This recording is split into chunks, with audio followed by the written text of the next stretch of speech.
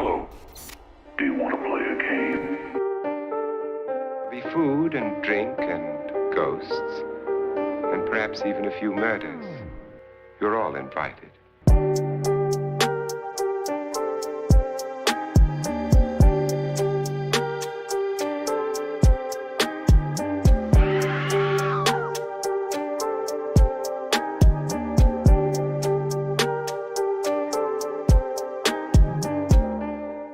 What's your favorite scary movie?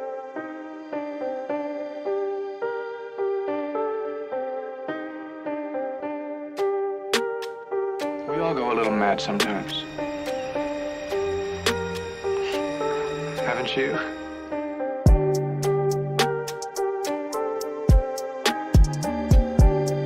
It's alive! It's alive! It's alive!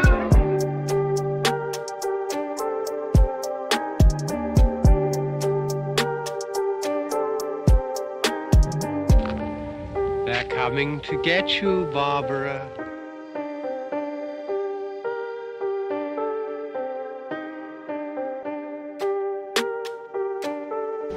Be afraid. Be very afraid.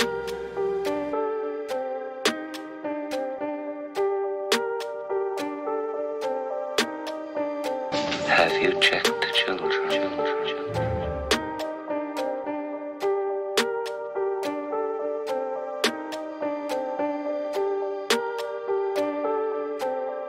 Groovy.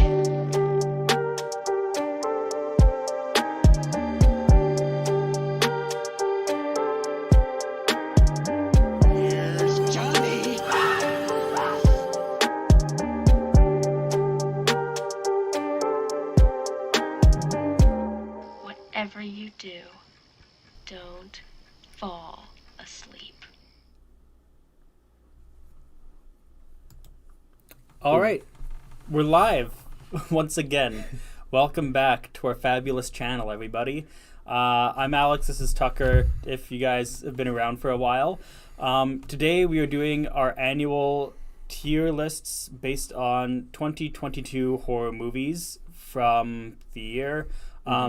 Generally, we do it like based off percentages. So, for example, S tier is 90 to 100%, basically what we thought about that. 80 to 89 is A tier. B tier is 70 to 79. C tier is 60 to 69. D tier is 50 to 59. And F is under 50.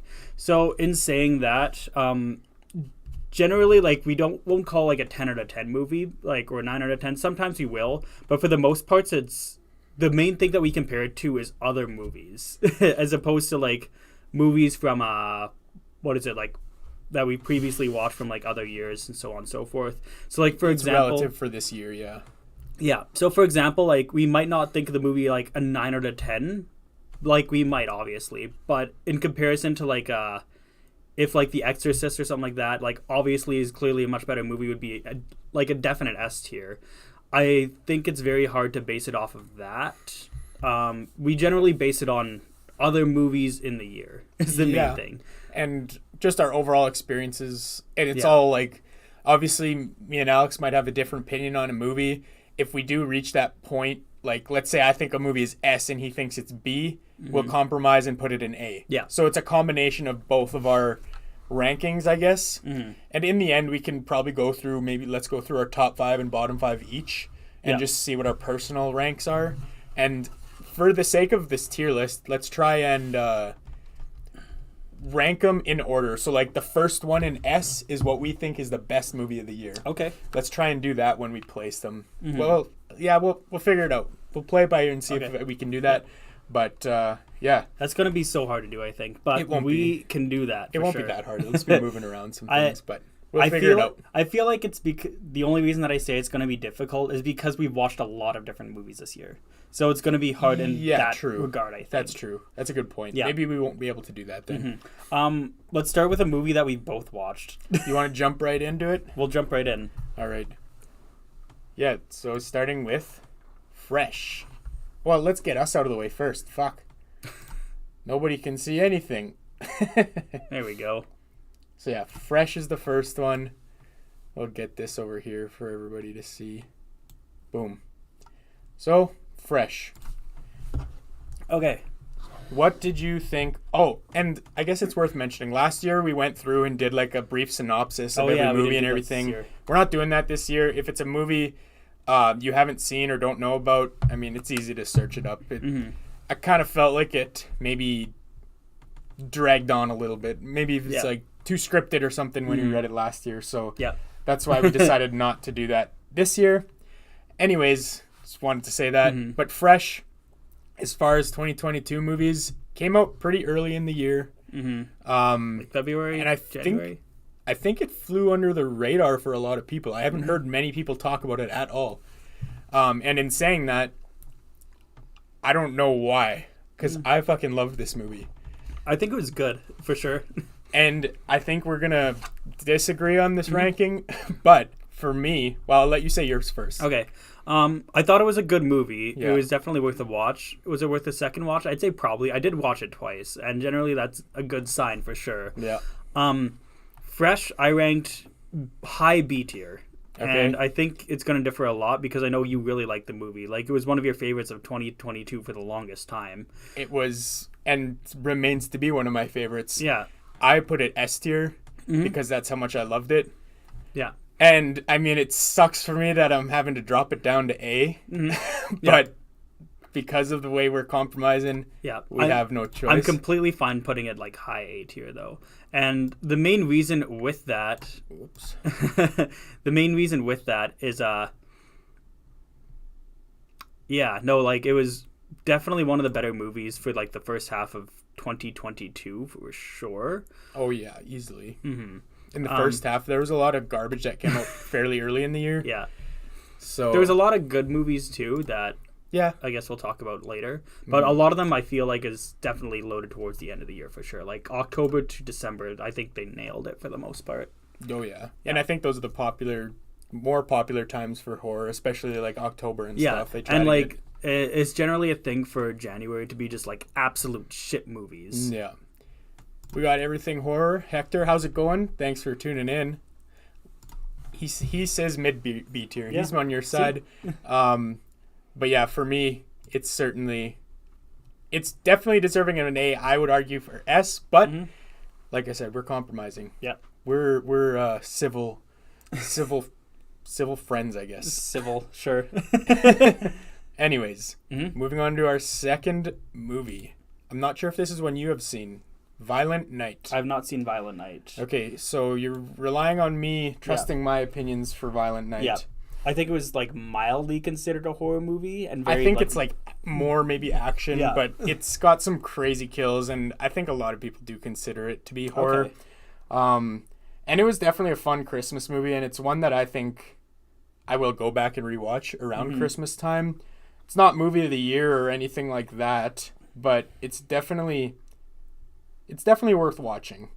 But for me, I think I would put it.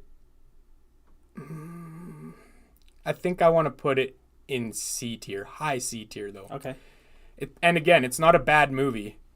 It's actually it's a good movie. It's worth watching, and it's one that I'll actually go back and rewatch around Christmas time. But Christmas horror is just not generally my favorite horror, I guess. There's some good ones for sure. There is. But it's not my favorite, I guess, subgenre, if you want to call it that. Yeah. It's not my favorite theme, I guess. There's also some absolute trash Christmas horrors as well. Certainly is. But C tier it is. And if you haven't watched it, recommend watching it. And maybe it's a movie we cover next year on our channel. Okay. I don't know. And Hector also gives it a high C. He agrees with me there. Nice. Yeah, it was fun for sure. Now here's a movie we both watched. We actually just watched this the other night. I think it was your second viewing, The Menu. So what do you got to say about The Menu? The Menu was very good. I'm not sure exactly what I expected from it. I expected it to be at least decent, like B tier. So I had a great time with it. I think it was a lot of fun. Anya Taylor-Joy did a great job in her performance. Oh, yeah. You hated all the characters like just enough, but not enough for you to like actually like despise them and want them to die, except for Tyler, who was just kind of a bumbling moron for the most part. Yeah, for sure. But yeah, no, I really liked it a lot. I think it's S tier. You think S? Mm-hmm. I was gonna say high A, but I wouldn't be mad putting it in S either. Mm-hmm. So I'll give you the S tier. Okay. That is the first S tier movie. First S tier. Starting off pretty strong overall.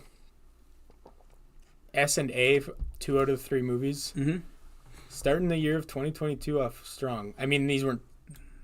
The menu didn't come out at the start of the year. That's not what I meant. But in terms of our list, we just have the movies randomized. It's worth saying that S tier for Hector as well. Mm-hmm. Yeah. I can't argue with it. For me, it wasn't quite S tier for me, but it was damn close, and I had a hard time deciding whether I wanted it to be A or S, which is why I'm not mad putting it in an S. But anyways, moving right along. Watcher. Now, this is one you watched. Mm-hmm. You watched Watcher. I watched Watcher. You did not watch Watcher. I have not watched Watcher, even though you strongly recommended it to me. Oh, yeah. So there's The Watcher on Netflix, I believe. I haven't watched that. 2 different movies, or I guess series technically, that came out in 2022, both Watcher and The Watcher. Right. Watcher, though, is featuring, what's her name? The girl from It Follows. Her name escapes me right now. Oh, yeah. I don't remember her name either. Actually, I don't even know if I know her real name. Yeah. Yeah. But anyways, it was Jay in the movie. Okay. But, yeah. So anyways, she was phenomenal in her role. Like, very well done. Definitely a big leap from her days from It Follows. Honestly, this is high S tier for me. High S tier. High S tier. Holy. Yeah. We're going all the way to S. Yeah. For a lot of we're going high for a lot of these right off the bat. Yeah, right off the bat, it's getting good, I guess. It's a good thing we're not taking shots for S this year. Oh yeah, God, if we were drinking for this year. And I guess on the topic of that, we decided we're not going to drink for this stream because it's Sunday and we work tomorrow. Alex actually has to go. I have to get up at like 2:30 tomorrow and drive to the next town over. Yeah, so he doesn't want to drink either, and that's understandable. So we're not drinking today for the first time, I think, on a live stream. Yeah, I think so. Hector says Watcher is good, low B. I guess where you guys differ. He says maybe even mid. We got Brady Allen showing up, chirping us for choosing to stream on NFL Sunday. Go Eagles. Yeah. Okay. Anyways, I guess I'll explain with The Watcher a little bit more. Yeah. So The Watcher, it has like this very it has good immersion. So for example, it's based in what is it? Not Romania. Where was I gonna say? I think it's Turkey. I could be wrong. Anyways, based off in a different country. So she's new to that country, doesn't know like a lick of the language. Oh, I had the country and then it just escaped me. I'll remember it later. Anyways, it's really good immersion for that because there's no subtitles for it either. So you're just kind of going along with it unless you happen to know the language. Okay. So that's a really neat element to it. Every time you think she's right, even though there's so much evidence of like her being wrong about like there being somebody watching her and all this and that. Yeah. So that's a really interesting element. Even though you think that, or even though there's a lot of evidence to prove that like against her, there's so like just the feeling that the movie has, it makes you feel like Romania. Thank you. I don't know why I didn't think of that. Yeah. You did say Romania. Did I? Yes. Did I say Romania? You said Romania. Oh, nice. Okay. So anyways, if you don't speak the native language, then it's really hard to understand. Along with that, like just the immersion itself, like everybody like starts to turn her back on her, like thinks that she's the one who's crazy when even like you as an audience can objectively say like, yeah, she's crazy. Like it seems like she is crazy and overreacting to a lot of it. But damn, I'm agreeing with her. Like, I don't know, it was very well done. Yeah, and I've heard good things about it, not just from you, but from other people as well. So I definitely do want to go and watch it. I just haven't got around to watching it yet. Oh, yeah. For this year. Yeah. But it hits different people differently. It's one of my favorite movies of the year, though. Yeah. I was basically clearly planning on watching it and going to bed at the same time, and I was up. Hector saying it feels very Hitchcockian. Yep. Rear Window is a good comparison to it for sure. Oh, yeah. Okay. Well, shall we move on to the next one? Again, Yes. one that you have not seen, I'm fairly confident. It's A Wounded Fawn. Okay. I wanted to see this. It was on Shudder. I didn't get around to it. Yeah, so I think it's Shudder exclusive. I could be mistaken in that. But for me, so I guess what I want to say about this movie is it's fucking nuts. It's a wild ride. Like, I feel like I need, like, full disclosure, I've only seen this once. But it's a movie that I think you need to watch 2 or 3 times at least. Because it's fucking confusing. And you really need to, like, pay attention to what's going on. But it's like, and it's like an artsy kind of film, I think. Mm-hmm. And it's so fucking unique, which is why I liked it. I think it is definitely a movie that I want to go and rewatch again. But since I haven't gone back and rewatched it, I can't say what my experience is. Like, it's probably going to become better in the future for me if I rewatch it. Mm-hmm. But as it stands right now, I do want to give it just a C tier. It's, like I said, I think my ranking would bump up in the future on rewatches. But as it stands right now, I think it's a C tier for me, just because of how, like, just insane it was. And it required a lot of, I guess it was kind of not stressful, overwhelming. I don't know. There was a lot to pay attention to, I guess. Okay. So first watch, not knowing anything, not knowing what to expect, I guess it left me confused and wanting to go back and rewatch it. So yeah, ultimately a C tier, but I could definitely see it going up higher in the future. But let's move on to the next one. Another Christmas movie. You did watch this one, I did right? watch Christmas Bloody Christmas. Yes, we both watched this one. So what is your thoughts on Christmas Bloody Christmas? I'm trying to remember my rating, first of all. I guess I'll look for my rating first or after. Christmas Bloody Christmas, like, it was a fun slasher for the most part. Yeah. I mean, I think there was betters in the year for sure. However, the one thing that triggered me the most is, like, in a lot of movies such as, like, Giallo, you have all these, like, flashy lights. But, oh my god, this was way too much. Well, it was all purple Literally, and blue lighting and everything. The only time, like, to be fair, it was done very effectively just the way that it was set up. The only time where you got, like, natural lighting is where the main character is in, like, the police station and she's just covered in blood. And then she'd, like, recognize it then and there. Yeah. That was, I think, my favorite part, just because it was like a pause in the movie, but it's like for like a chance for her to calm down, just like realize that like everybody she knows is like dead and she's just drenched in blood. Nobody was really safe in the movie. No, not at all. Yeah. Everybody was on the fucking menu. Robot Santa was just going wild. And the lighting didn't bother me in this movie like it did for you. I thought it actually kind of worked in a lot of cases. It just kind of set the tone of the film, I guess.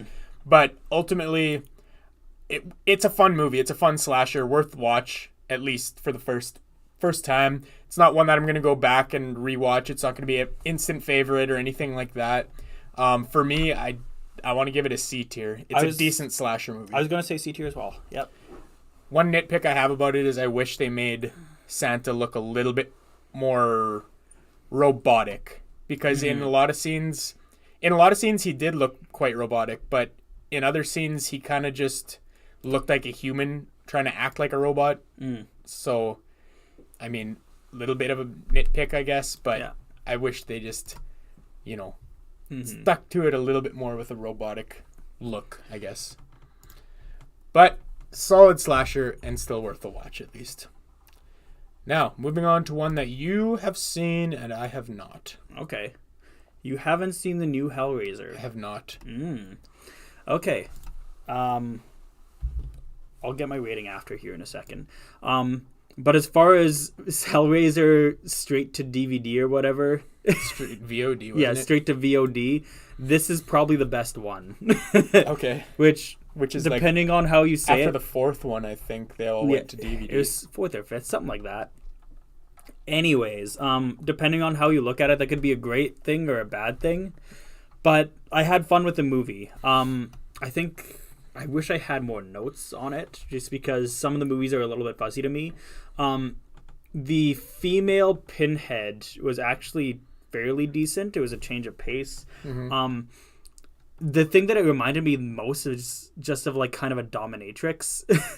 Like, well, obviously, I mean, that's a lot of Hellraiser, right? Well, like it's just Pinhead, and Pinhead, like, you don't really think of a dominatrix. You just think of like pain and pleasure. But like for a female, is what comes to mind is just dominatrix, and like that's kind of a neat twist. Right. I don't think they really did anything with it, but yeah, there was that. I've heard good things about. I've heard good and bad things about this, actually. I've watched a few people's rankings, best and worst of the year. Some people said this was a pretty good movie and it's worth a watch. And in fact, some people put it in there like top 5, top 10 even of the year, while others put it in bottom 5. And I'm like, damn, this clearly is divisive. Yeah. But I haven't seen it, so I can't give it a ranking myself. But what's your ranking? What I did is I ranked it out of like... like from 1 to 10 pretty much, and then just gave it like a decimal point. So this was 6.7, so it's like mid to high. So it's C. Yeah, it's C tier for me. I liked it. It was a fun watch. Yeah, so that's kind of what I do for my rankings as well. I also wouldn't be upset at all if it was B tier, but I did like it more than Bloody Christmas. I will say that. Hector gives it a B. Mid B. Was expecting a little bit more. And Terrence coming in. Hey, Happy New Year, man. Happy New Year, Terrence. Thanks for joining the stream. Glad you're here. But yeah, it is one that I want to go back and watch. To be honest, the reason why I haven't watched it yet, and I know I don't need to, but I wanted to watch all of the Hellraiser movies before watching this one. Oh, no. And I know I don't have to. I don't even need to watch. I think this is like a remake, right? I think it's a remake in some way, shape, or form, but either way. I know I don't have to, but I wanted to watch all the Hellraisers before going to watch this one, so I've been putting it off for that reason. But I'm going to eventually get to it, for sure. Hector said that it's forgettable, and I completely agree that, like, I'm having troubles, like, recollecting. Like, I know, like, the main, like, synopsis and, like, the characters, but it's just, like, a lot of, like, the pieces are really hard to put together in that sense. Oh, and what I was saying, sorry, I got sidetracked. As far as the ranking goes, that's exactly how I choose which tier it goes into. I rank it 1 out of 10, and whenever I rank it out of 10, it falls into that percentile. So in this case, like 9 out of 10 would be S tier because it's 90%. Yeah. And that's just the way I personally do it.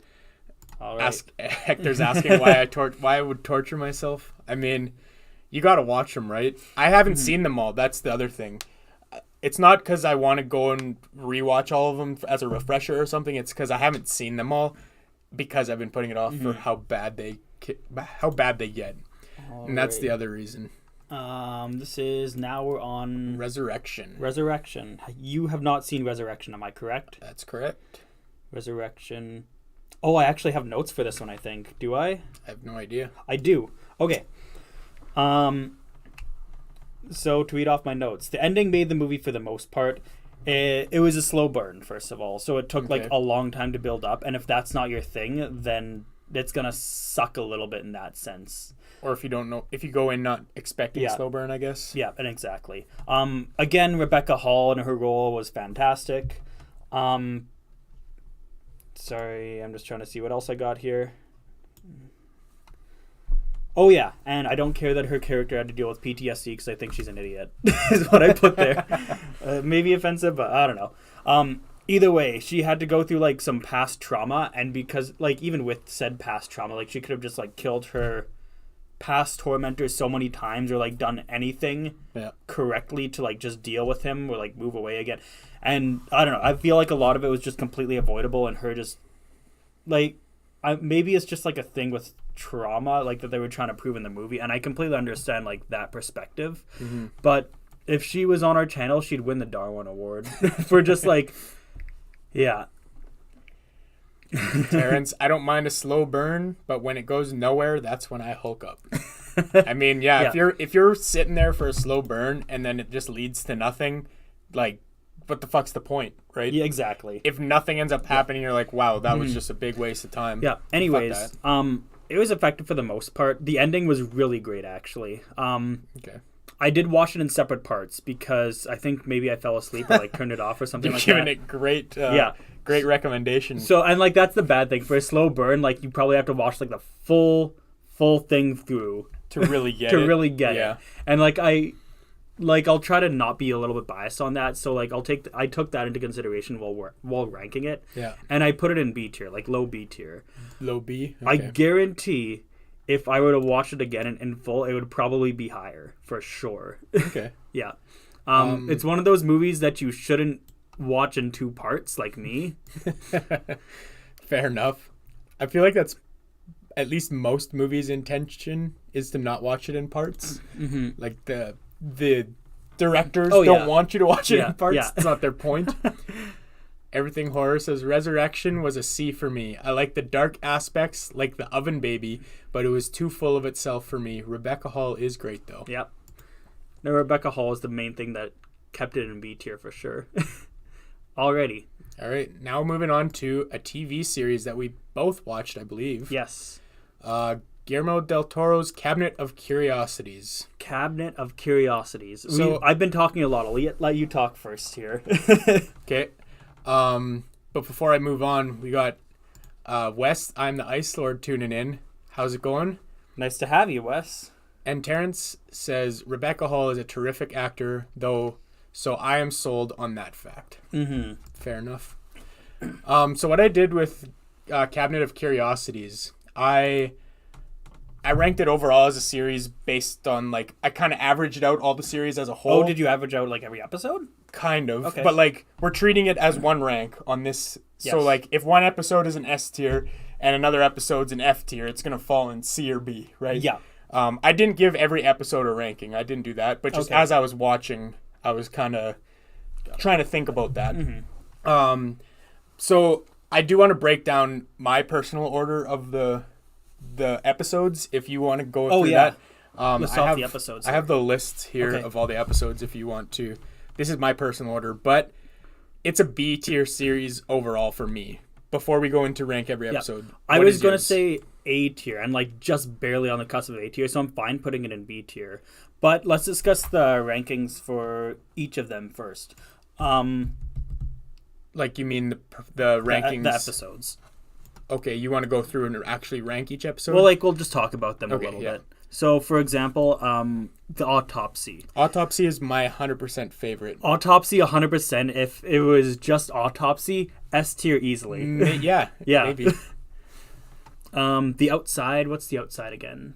The Outside wasn't that the one where she was taking the cream and putting it all over her face? Oh, maybe that was. I like that one a lot too. That one was also one of my favorites. It was like some body horror elements in that. I liked that. Mm-hmm. And it's I like that one as my second favorite personally. Mm-hmm. That one would not be S tier though. It'd probably be A. Okay, yeah. Personally. Yeah. Graveyard Rats is what you had to. We have actually a lot of the same for That's this. my third one. Yeah.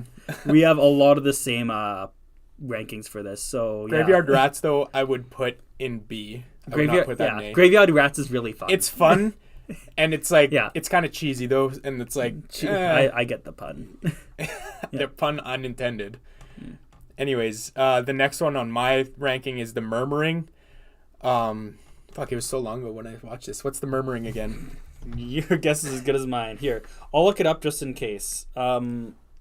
Anyways, Murmuring, and then after that was Pickman's Model. That's the art one with the older guy that went into the art class and stuff. That one I wasn't a big fan of. Actually, any of them after The Murmuring I wasn't a huge fan Murmuring was the last episode. Oh, that was the one with what is it, the birds? Oh, yes. That one didn't have a lot of horror elements, but it was super emotionally heavy. Yeah. And I liked that aspect of it, but it wasn't as good because it little less horror involved. But I'd put it B tier. That one I completely forget, honestly. I remember watching it because it was the last episode and I had to watch it, right? If I recall. Yeah. I remember watching it. I don't remember anything from the episode besides like Bird, the house being relevant. Pickman's Model was all right. Pickman's Model for me was like C. Probably. Lot 36, that was the first episode. I didn't, like, it was a decent opener. I would have ranked it B, give or take. Okay, I would not. I put it D. because I hated it. And after watching it, I was like, fuck, I don't even want to continue with this series. But I fought through Right. the viewing. That was my least favorite because it was way too artsy. And like all of it took place in the one room with the fucking yellow lighting and whatever. And it's just really fucking weird to me. So that's why it was lowest for me. And I don't know. I wanted to turn it off so many times, but I didn't. And There's just like some gems in there for sure. there is, but it's worth watching in the end. Mm-hmm. But Yeah. they spend too much time in that room just talking. Two of them I'll talk about quick. The viewing, like, it was really artsy. Like, I didn't mind it too much. I don't know exactly what the fuck their end game was. Like, it didn't make a lot of sense in that regard, and I was just puzzled the entire time until the ending happened, which was kind of batshit crazy, which I liked. My least favorite was actually Dreams in the Witch House. Okay, that's one I skipped over, actually. That's my... What? I watched it, but in my talking about the ranking, Dreams in the Witch House was your favorite? No, it was my least favorite. Oh, least favorite. Okay. I didn't like it either, and I'm not the biggest fan of witches overall. So it was... Yeah, it was low on mine, but it was above Lot 36. I think I'd put it in D as well, but above Lot 36 for me. I don't know. But overall, all those things considered, I say it's B tier series because of all the episodes considered. Do you agree with that? Yeah, I'm fine with B after we kind of discussed them a little bit more. All right. Now let's see what this chat's going on. There's lots popping off. How's it going? We are doing fantastic. Glad you are here. And Terrence pointed out, Psycho Babblers in the house. Yep. Just missing Curly Girl. And if you guys aren't aware, Psycho Babble, it's a show that Terrence does on his channel with Wes, I Am the Ice Lord, and Curly Girl at the movies, and they just have a fucking great time on that show. We were on there talking about dick ripping with them, and that was a hell of a lot of fun, but they're always having a lot of fun on there, and I definitely recommend watching it. Yeah, it's a fun time. Definitely check them all out. Yeah, for sure. Everything Horror agrees, solid B, great first season. And that's kind of where we think too, overall. Greetings from Flesh Wound Features, guys. It was nice seeing you in Chris's chat last night. Cabinet is one of the best TV series I've watched in ages. Yeah? And yeah, that was a fun... You guys put on a good show yesterday for sure. I like watching people rank movies, so I'm always a sucker for that, watching that. Terrence agrees with us on Violent Night being C, to instantly forgettable but a fun time. That's a good way of describing it for sure. Popping the Popcorn's coming in saying, hey, I don't think I heard anybody get too excited about Hellraiser 2022, so that went down the list for me. Yeah, no, a lot of people weren't talking about it, but I heard a lot of people talking about it in their recaps of the year and ranking videos. Doing like all right. Like, it wasn't like anything significant. Yeah. I don't think it was anybody's top movie. Or no. Well, it was actually. What? It was a lot of people. It was in their top 5 and some people that I was watching yesterday. Surprising. So yeah, like a lot of people really liked it because of whatever they did. I didn't watch it yet, but Alex watched it, and yeah. By the sounds of it, I think it's just middle of the road. That's where I would assume I kind of fall, but like, I wouldn't be upset if they made more Hellraiser movies, but I'd also be upset if they made more Hellraiser movies because they'd be worse than this. Well, that's the thing. They just keep making more. Yeah. And it's just like Halloween's like, oh, yeah, this series is all right. And then they make Halloween Kills and Halloween Ends, and it's just absolute trash. So, yeah. Well, that was another movie, which we'll get to it. We'll get to it. Yeah. But for now, let's go on to another movie that I watched. I don't know if you watched. I have not. Studio 666, The Foo Fighters, before Taylor Hawkins passed away, rest in peace. But this movie was a fun fucking movie to watch. Again, it's kind of like one of those, it's a horror comedy, and it's a good horror comedy, but for like with a lot of horror comedies, it's kind of just forgettable. You watch it to have a good time at the time. I think it's a good one to watch with a group of friends over a few drinks and like just kind of shooting the shit, making fun of the movie. You know, it's got that kind of vibe. So I do recommend watching it in that setting. I don't think it's worth watching just on your own, like watching a movie at home by yourself. But with a group of friends, this is I guarantee a fun fucking movie. It's a good watch party for sure. In saying that, I think it's C tier just because of the like it's not a fantastic movie, but it's a fun movie. So it didn't fail, but it's again like a lot of these other ones in C tier, it's forgettable, but worth the watch at least. We also lost the menu along the way. Oh, that I think it might be behind. Oh, there you are. it's right here. What are you doing back there? What, are you trying to escape S tier? Get back in there. You're too modest, Taylor. Anya Joy. Anya Taylor. Anya Taylor-Joy. She's been killing it. She's been in some great things. Some of my favorite modern horror movies. Oh, yeah. In the last couple of years, even just like Last Night in Soho, the Menu, The Witch, The Vitch. But yeah, Studio 666, C tier. Nothing special, but it's a funny movie worth watching. Yeah. And it's got some cool deaths. With a chainsaw, there's one really cool death. So if you want to see that.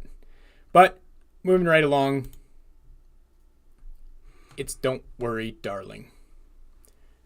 I don't know if you watched this movie. I haven't.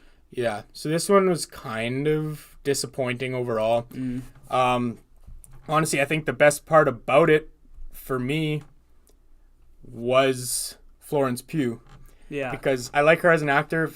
Midsummer, however you say it, is one of my favorite movies of all time. Not even just modern horror movies, but one of my favorites of all time. Loved her in that. And I think she's a great actor. But in this movie, that's all the movie had going for it was her. And that can't carry the movie. It doesn't carry this movie, at least. I was kind of disappointed in it overall. And there was a ton of drama with this movie, like with what's the director's name? Fuck, I don't even remember her name. But it's escaping me right now.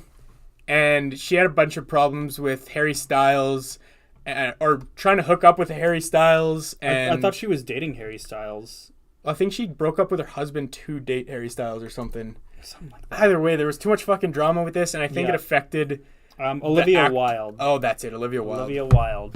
And I think it affected the actors and like the overall production. I think it affected that. The tone of it. But in saying that, disappointing movie. Not quite a fail, but it's the D tier, I would say. And I guess you haven't seen it, so you can't. You can't. I'm so surprised because like the trailers and everything make it look really good, especially compared to some of the things that I've seen on the list. I'm kind of shocked that it's D tier. I know, and I was looking forward to it as well, and but after I just heard all the drama going on and like how a lot of people didn't like it, I was just like, oh, do I really want to go and watch it? But decided to watch it one night with Jordan, and that's I don't know for sure, but I think she kind of felt the same way. I was like, meh, it was okay. It was we're not mad that we watched it, but definitely not going to go back and watch it again, I guess. And Terrence says, didn't even know that Don't Worry, Darling is a horror movie. And that's the thing. It's like, it doesn't really scream horror, especially the way it looks. It's all done in the daytime. You don't get that horror vibe from it, which doesn't help it in the end. But like, it is definitely, there's horror elements and like some of the deaths and the whole concept, I guess, is horrific to think about, but they just didn't execute it properly. And everything horror agrees. D, Don't Worry, Darling. It's screaming D. Yeah. And that's ultimately what I thought too. The reveal of what's actually happening was so bad. Yeah, that's true. That's another thing. We won't go into any spoilers, but yeah, it fell flat, the whole movie. But it wasn't a failure. Like, I wasn't mad at watching it, I guess, is the point. There's movies on here that I was mad that I watched. And I think you can speak the same about some movies that we watched, even some that we watched together, that were just like, oh, I regret watching this. Oh, yeah. Completely. And it was a waste of time. Like, it's not even fun to make fun of because it gets old. I remember once we did a coin flip, and we'll get to that movie for sure.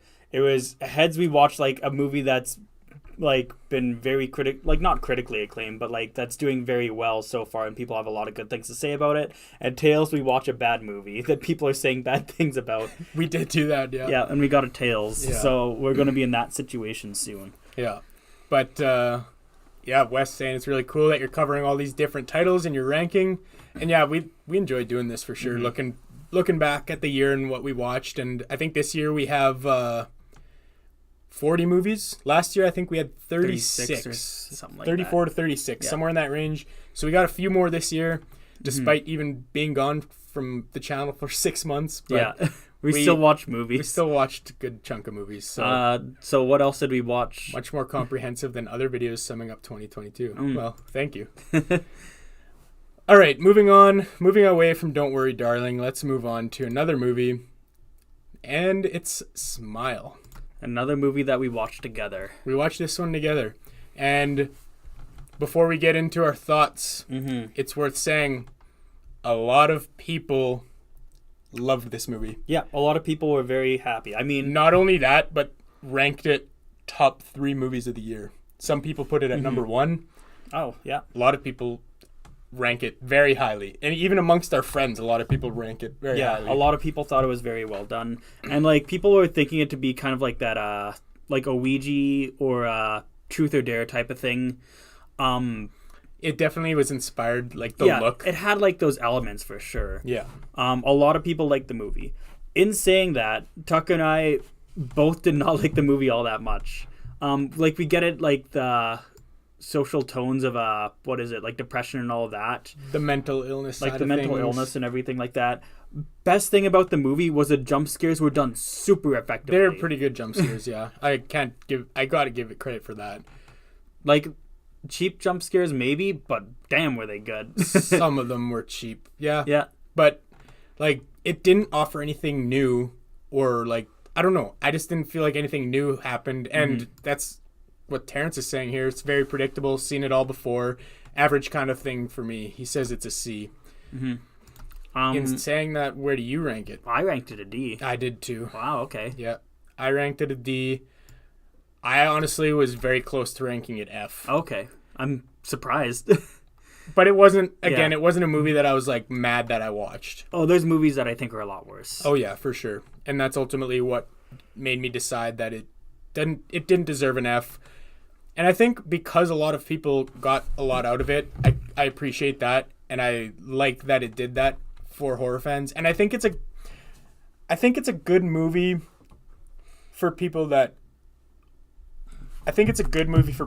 were not like so deep into horror, like a lot of but a lot of horror fans that are super into horror love this movie as well. Yeah. And I can appreciate that and respect it for that. But for me, it didn't hit the mark for me. It's very surface level horror, and that's completely fine. Yeah. Hector's saying it's a B for him. Super inspired by The Ring and Hereditary. Yeah, The Ring especially, I get a lot of that. Hereditary, going through like grief and all that. I mean, yes and no. I get The Ring the most, though, for sure. Yeah. I get The Ring vibes 100%. But going into this movie, I will say, before I heard all the hype, like just seeing the trailers, first of all, I thought it was going to be awful garbage. Oh, just yeah. The whole movie was going to be trash. And I was pumped to see it because it was trash type of thing. It's like one of those movies that I thought, that's what I thought. But it wasn't that. And it was a pleasant surprise in that regard. But it still wasn't like worth the hype that it got, in my opinion. Yeah. And I think your opinion as well. All right, enough about Smile. Let's move on to another TV series or whatever series, horror series, not necessarily TV, I guess, anymore. Midnight Club. This is one that you watched. I did not. Yep. So somebody asked us earlier today, so hey, have any of you guys seen Midnight Club? What do you think? And then my response is just to give him a shameless plug. You're like, go watch us at 4. Yeah. It's like, yep, I've watched it. Tune in at 4 o'clock to see what I think of this movie. Sosie Bacon. She's she's like Smile. Kevin Bacon's. Yeah, she did all right. The marketing was really good for Smile. Yeah, that's true. Yeah. Midnight Club, however, I honestly think that is one of Mike Flanagan's worst things that he put out. I've heard that, and that's why I didn't go out of my way to watch it. Oh, God. I've heard of the things that basically, not that he's done, like that he said is supposed to happen like at the end of the series, because it got canceled by Netflix. I'm not sure if because it was fucking bad or he's moving to like Amazon Prime, from what I've heard from sources. Okay. But I was not a big fan of Midnight Club. All the characters felt like fairly stale. Like, I'm looking at the poster and I'm trying to remember like which characters I liked. Yeah. And not a lot of them stand out. Like maybe Spencer, I think, is one of the characters' names, and the other guy. But a lot of them were just like super annoying, and I'll stop there while I'm ahead. It's about terminally ill people, and then the whole reason they formed the Midnight Club is so like once one of them dies, to prove that they have like to prove to the others that there's an afterlife. So it's like kind of like a task to do after death. Furthermore, a lot of it was bland. A lot of it wasn't explained super well. Right. A lot of the stories, like it was explained like how the Midnight Society kind of works in like, what is that called? Are You Afraid of the Dark? That other Canadian show. And weirdly enough, it's almost done better in that. I was expecting more of that, and it's a fucking kid show. So anyways, I really, really wish that Midnight Club was good, but it wasn't. So it's a D tier for me. D tier? Yeah. Okay. I think I ranked it maybe about the same as Smile. I think maybe even less. I ranked it worse than Smile. Okay. So I was not a fan of Midnight Club. In fact, I was very disappointed, and I'm also disappointed that I stuck it out till the end, because nothing was really explained and everything like that, and it was just so fucking bland. I'm honestly, the best thing that came out of it was that I got canceled in season 2, so I don't have to fucking watch anymore and waste my time. Fair enough. You don't have to, because after you see season 1 and season 2 comes out, you're like, fuck, now I have to watch season 2. Yeah. But yeah, fair enough. It's not one that I'm gonna go watch. I know that. And I don't think somebody that brought it up to us, it was one of our friends, asked if we've seen it. Apparently it holds the record for one episode having the most jump scares. Does it? That's what he said. I don't know. Okay. I haven't seen it. I don't want to see it again. I'm not going to bother either. Yeah. But here's another one you watched. Yep, Titanic 666. And yeah, Netflix is letting a lot of talent go. There's another Netflix show that I really liked that's going to be on here later. But Titanic 666, there's a difference between some streaming services such as like Netflix and Amazon Prime, and how they can get like pretty good movies, Shudder even. Titanic 666 was on Tubi. Tubi, yeah. Tubi is a free streaming service. But they're fucking killing it. They're killing it. They're getting so much more content on there, and it's free. They have some great content. Titanic 666 is not great content, though. And I wouldn't expect it to be. It is F tier. So basically what happens is... I'm just trying to think. So that girl in the picture on the right, it was led off to, like, I think her and her boyfriend... Yeah, it was led off to her and her boyfriend being the main characters. And I think they were killed off within the first 15 fucking minutes of the movie. And the way that it was done was just like so almost random. Also, by the way, they're on the Titanic 3. I don't know what happened to Titanic 2, but they're writing the Titanic 3. To be fair, I've seen the original. I think there's a second Titanic movie. Yeah. Yeah, that's what I thought. And like, I watched it because I'm like, what the fuck? I was like just getting into Tubi, and like, this is a 2022 movie. I want to see what it has to offer. And it has to offer basically very little attention span. But is it like so bad it's funny to make fun of? Like at times. Okay. Like, I don't want to watch it again, if that's what you're getting at. It is a real poster. Mm-hmm. Yeah. I wish that it wasn't real and I didn't have to watch it.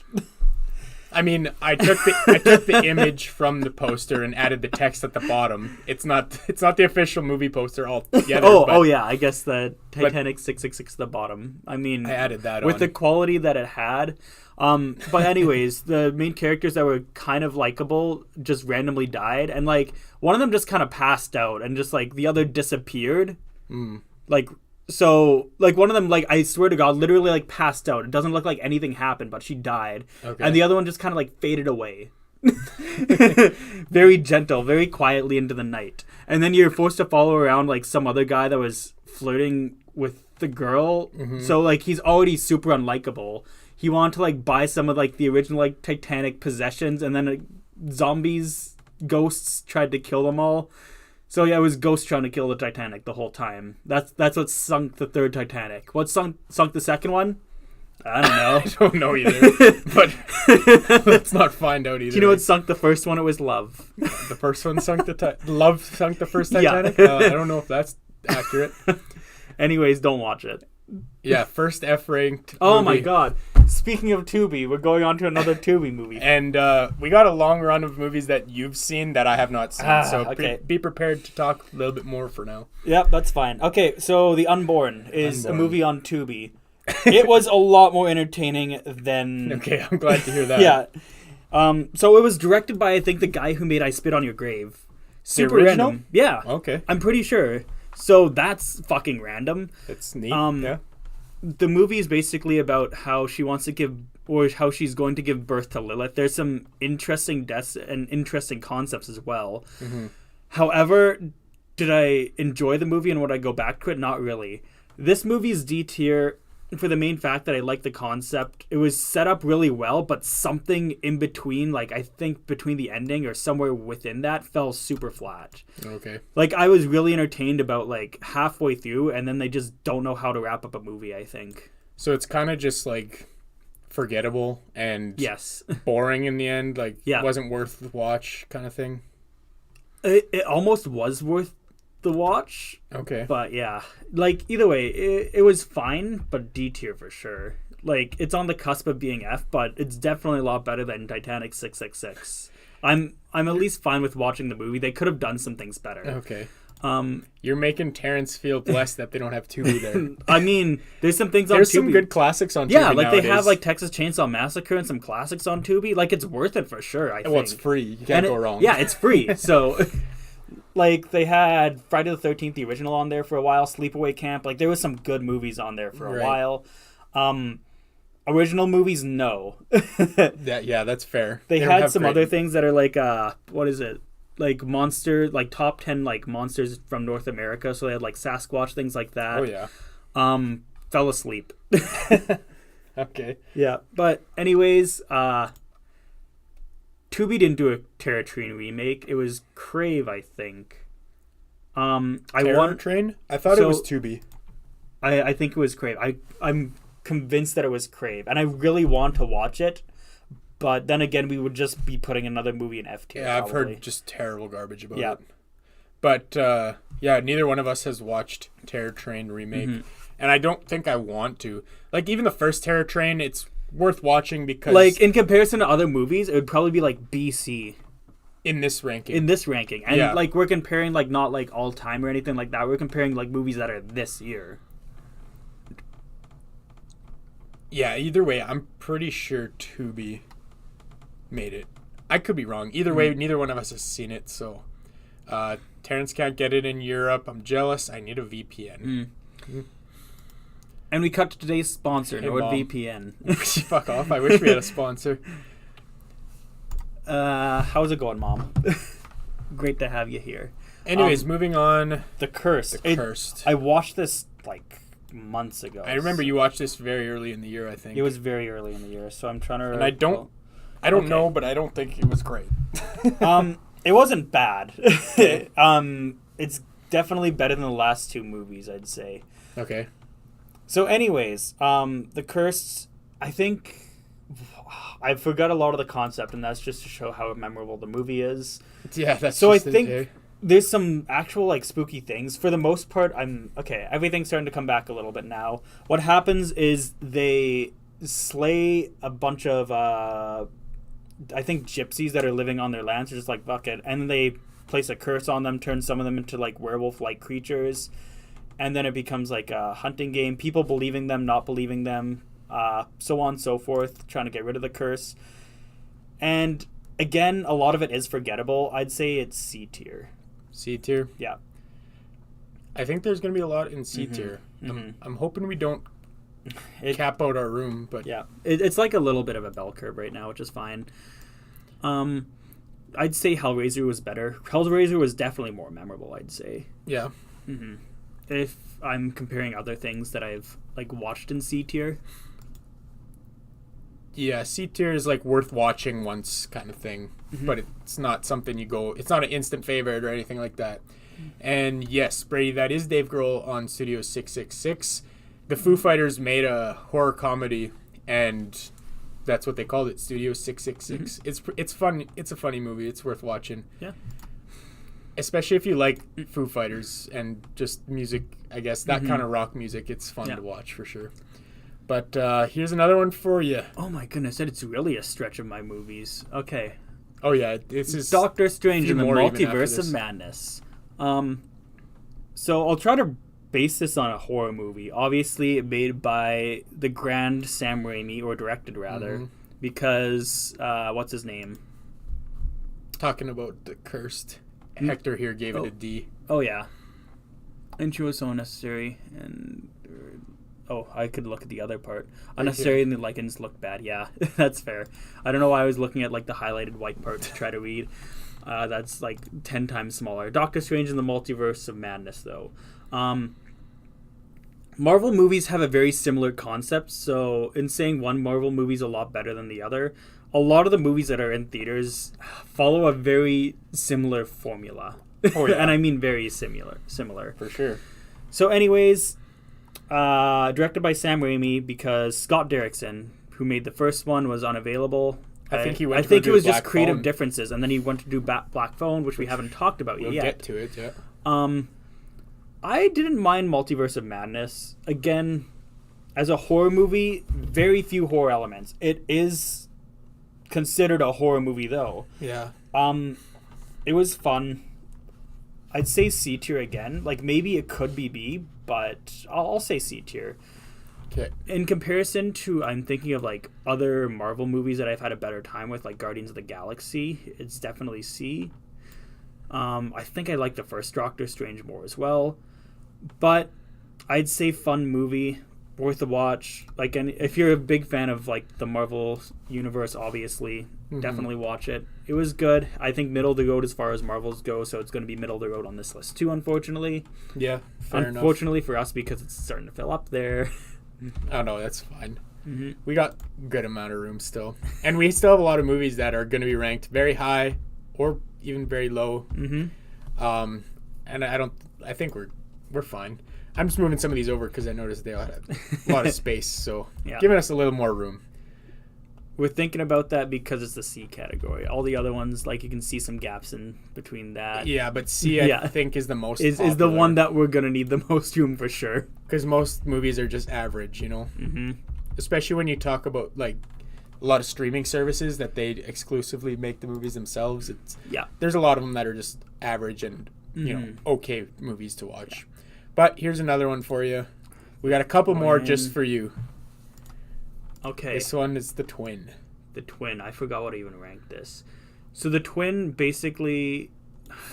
I was going to spoil the movie, but fuck it, I won't. I was going to say any spoilers. It's so tragic because I wanted to like the movie going in, but I didn't like the movie, and I don't think a lot of people do. It reminds me a lot of... There was another movie I watched last year that was like similarly forgettable. Yeah. I remember very few elements, like the twins and the mother and the father fighting, and there was like supposed to be this weird cult thing, but was it a cult? Was it the mom going crazy? Who knows? Either way, I'm pretty sure I ranked it D or F. Let's find out. It was F. Okay, F for fuck this movie. And this was one... I wish I could talk more about it, but I forgot so much of it. I was just like, I'm not watching this movie, nor do I want to remember it again, so I rank it F and I leave it. I think, that's maybe the best review you can give then. Yeah. Is, I don't want to talk about it, therefore don't watch it. You know? And I guess it's worth saying, don't let our rankings discourage you from ever watching any movies, too, because everyone has their own opinions. And everyone has their own tastes. And for the sake of the horror... industry, I guess, we don't want to discourage people from ever watching horror, especially when it's original and not some Hollywood production. Yep. So different people can get out different things out of different movies. So it's worth saying that disclaimer, I guess. Okay. Anyways, moving on to one final thing that only you have seen, at least in this little run. Archive 81. Well, Archive 81 I actually was a very big fan of. It had like this, what do you call the genre? I don't know, I didn't watch it. Like, it's like a found footage, but it's more, it's kind of like Skinamarink in the fact that it was like camcorder. I'm trying to think of the word for it specifically. Either way, I really liked Archive 81. It had a lot of great elements to it. The story building, like right around like the 6th episode or so, there was a lot of different layers to it. Just watching it, it was produced by James Wan, which is the main thing that drug me into it. I was very intrigued to see where every next step could go. I'm very disappointed that it got canceled for season 2. But honestly, this is S tier for me. It's S tier for me. I liked Archive 81 a lot. Oh. Hector said that he wanted this to be great. He probably has different opinions than me, but I think it was really good. The main character is kind of a little bit of a baby, but there was a lot of different like lapses in time where it's just like you see some from like the guy's perspective who's in the present and the girl perspective who's in the future. And there was like weird alien cult things going on too. It was super interesting. It had the same actor that was what was his name? He was from The Empty Man. It had that actor. If anybody's seen that, the guy with the glasses. I feel like he's also in something else. He's like a very like he's crazy, but at the same time he looks very like presentable. He's like it's like a mockumentary. Either way, I thought it was enjoyable for the most part. I had a really good time with it. So I liked Archive 81. All right. Well, let's move on to a movie that we both watched. And I'd say one of the movies that a lot of people rank in their favorite of the year. A lot of people, yes. Barbarian. Okay. So I'll go on with... You can go first. I've been talking a lot. Well, that's fair been some enough. Good stretches for me. Fair enough. Barbarian. Fantastic movie. I love this movie. It's definitely worth watching and rewatching as well.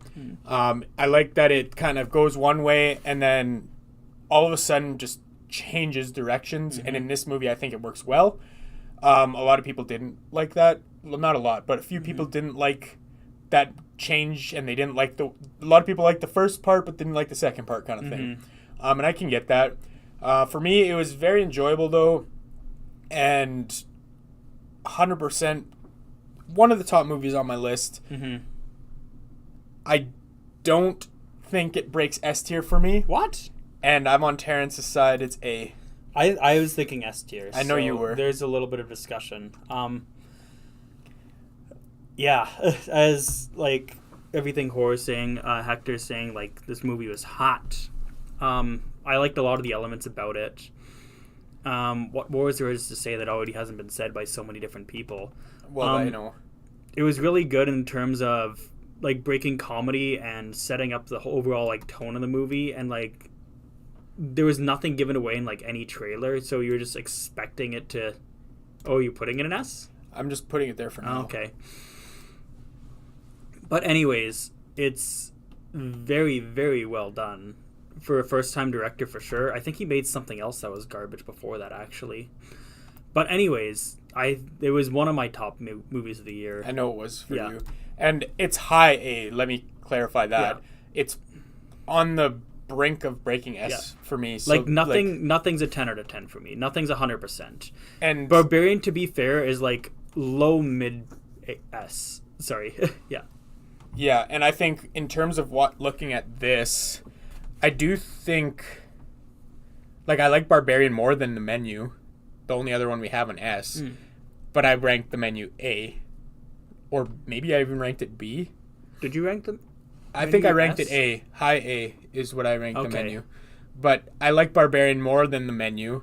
So that's kind of why I'm justifying it going into Fucking sex bot. Get out of here. I didn't mean to click on you. 84% already found love with us. So 69mega.com thinks that Barbarian's 84%. So thank you 69mega.com for thinking that Barbarian's an A-tier movie. God, fuck you, stupid. Go away. Yeah, goodbye. Sorry, we always get these fucking sex bots. Bye-bye. We just need a fucking moderator, but we're not big enough to have a moderator yet. Anyways, I'm not mad at Barbarian going in S tier, so I'm putting it in there. Terrence agrees, it was so cool. Sean Moscardini, Halloween Ends better be in its own tier that's simply portrayed by crying Michael Myers. I mean, we'll get to Halloween Ends for sure. Halloween Ends is an F for sure. Again, we'll get there. The something bit me scene is Chef's Kiss. Hector says. Oh, yeah. I was just trying to think of what movie for a second. Oh, yeah. All right. Moving on from Barbarian. Great movie. Obviously, everyone has heard that already, so we'll move on. I don't think you watched this movie, and I think I recommended you not to watch this movie. Yes, so I did not watch this movie. Spirit Halloween, the movie. So I'll give you full creative control on what you want to do or where you want to rank this movie. I'll tell you right now.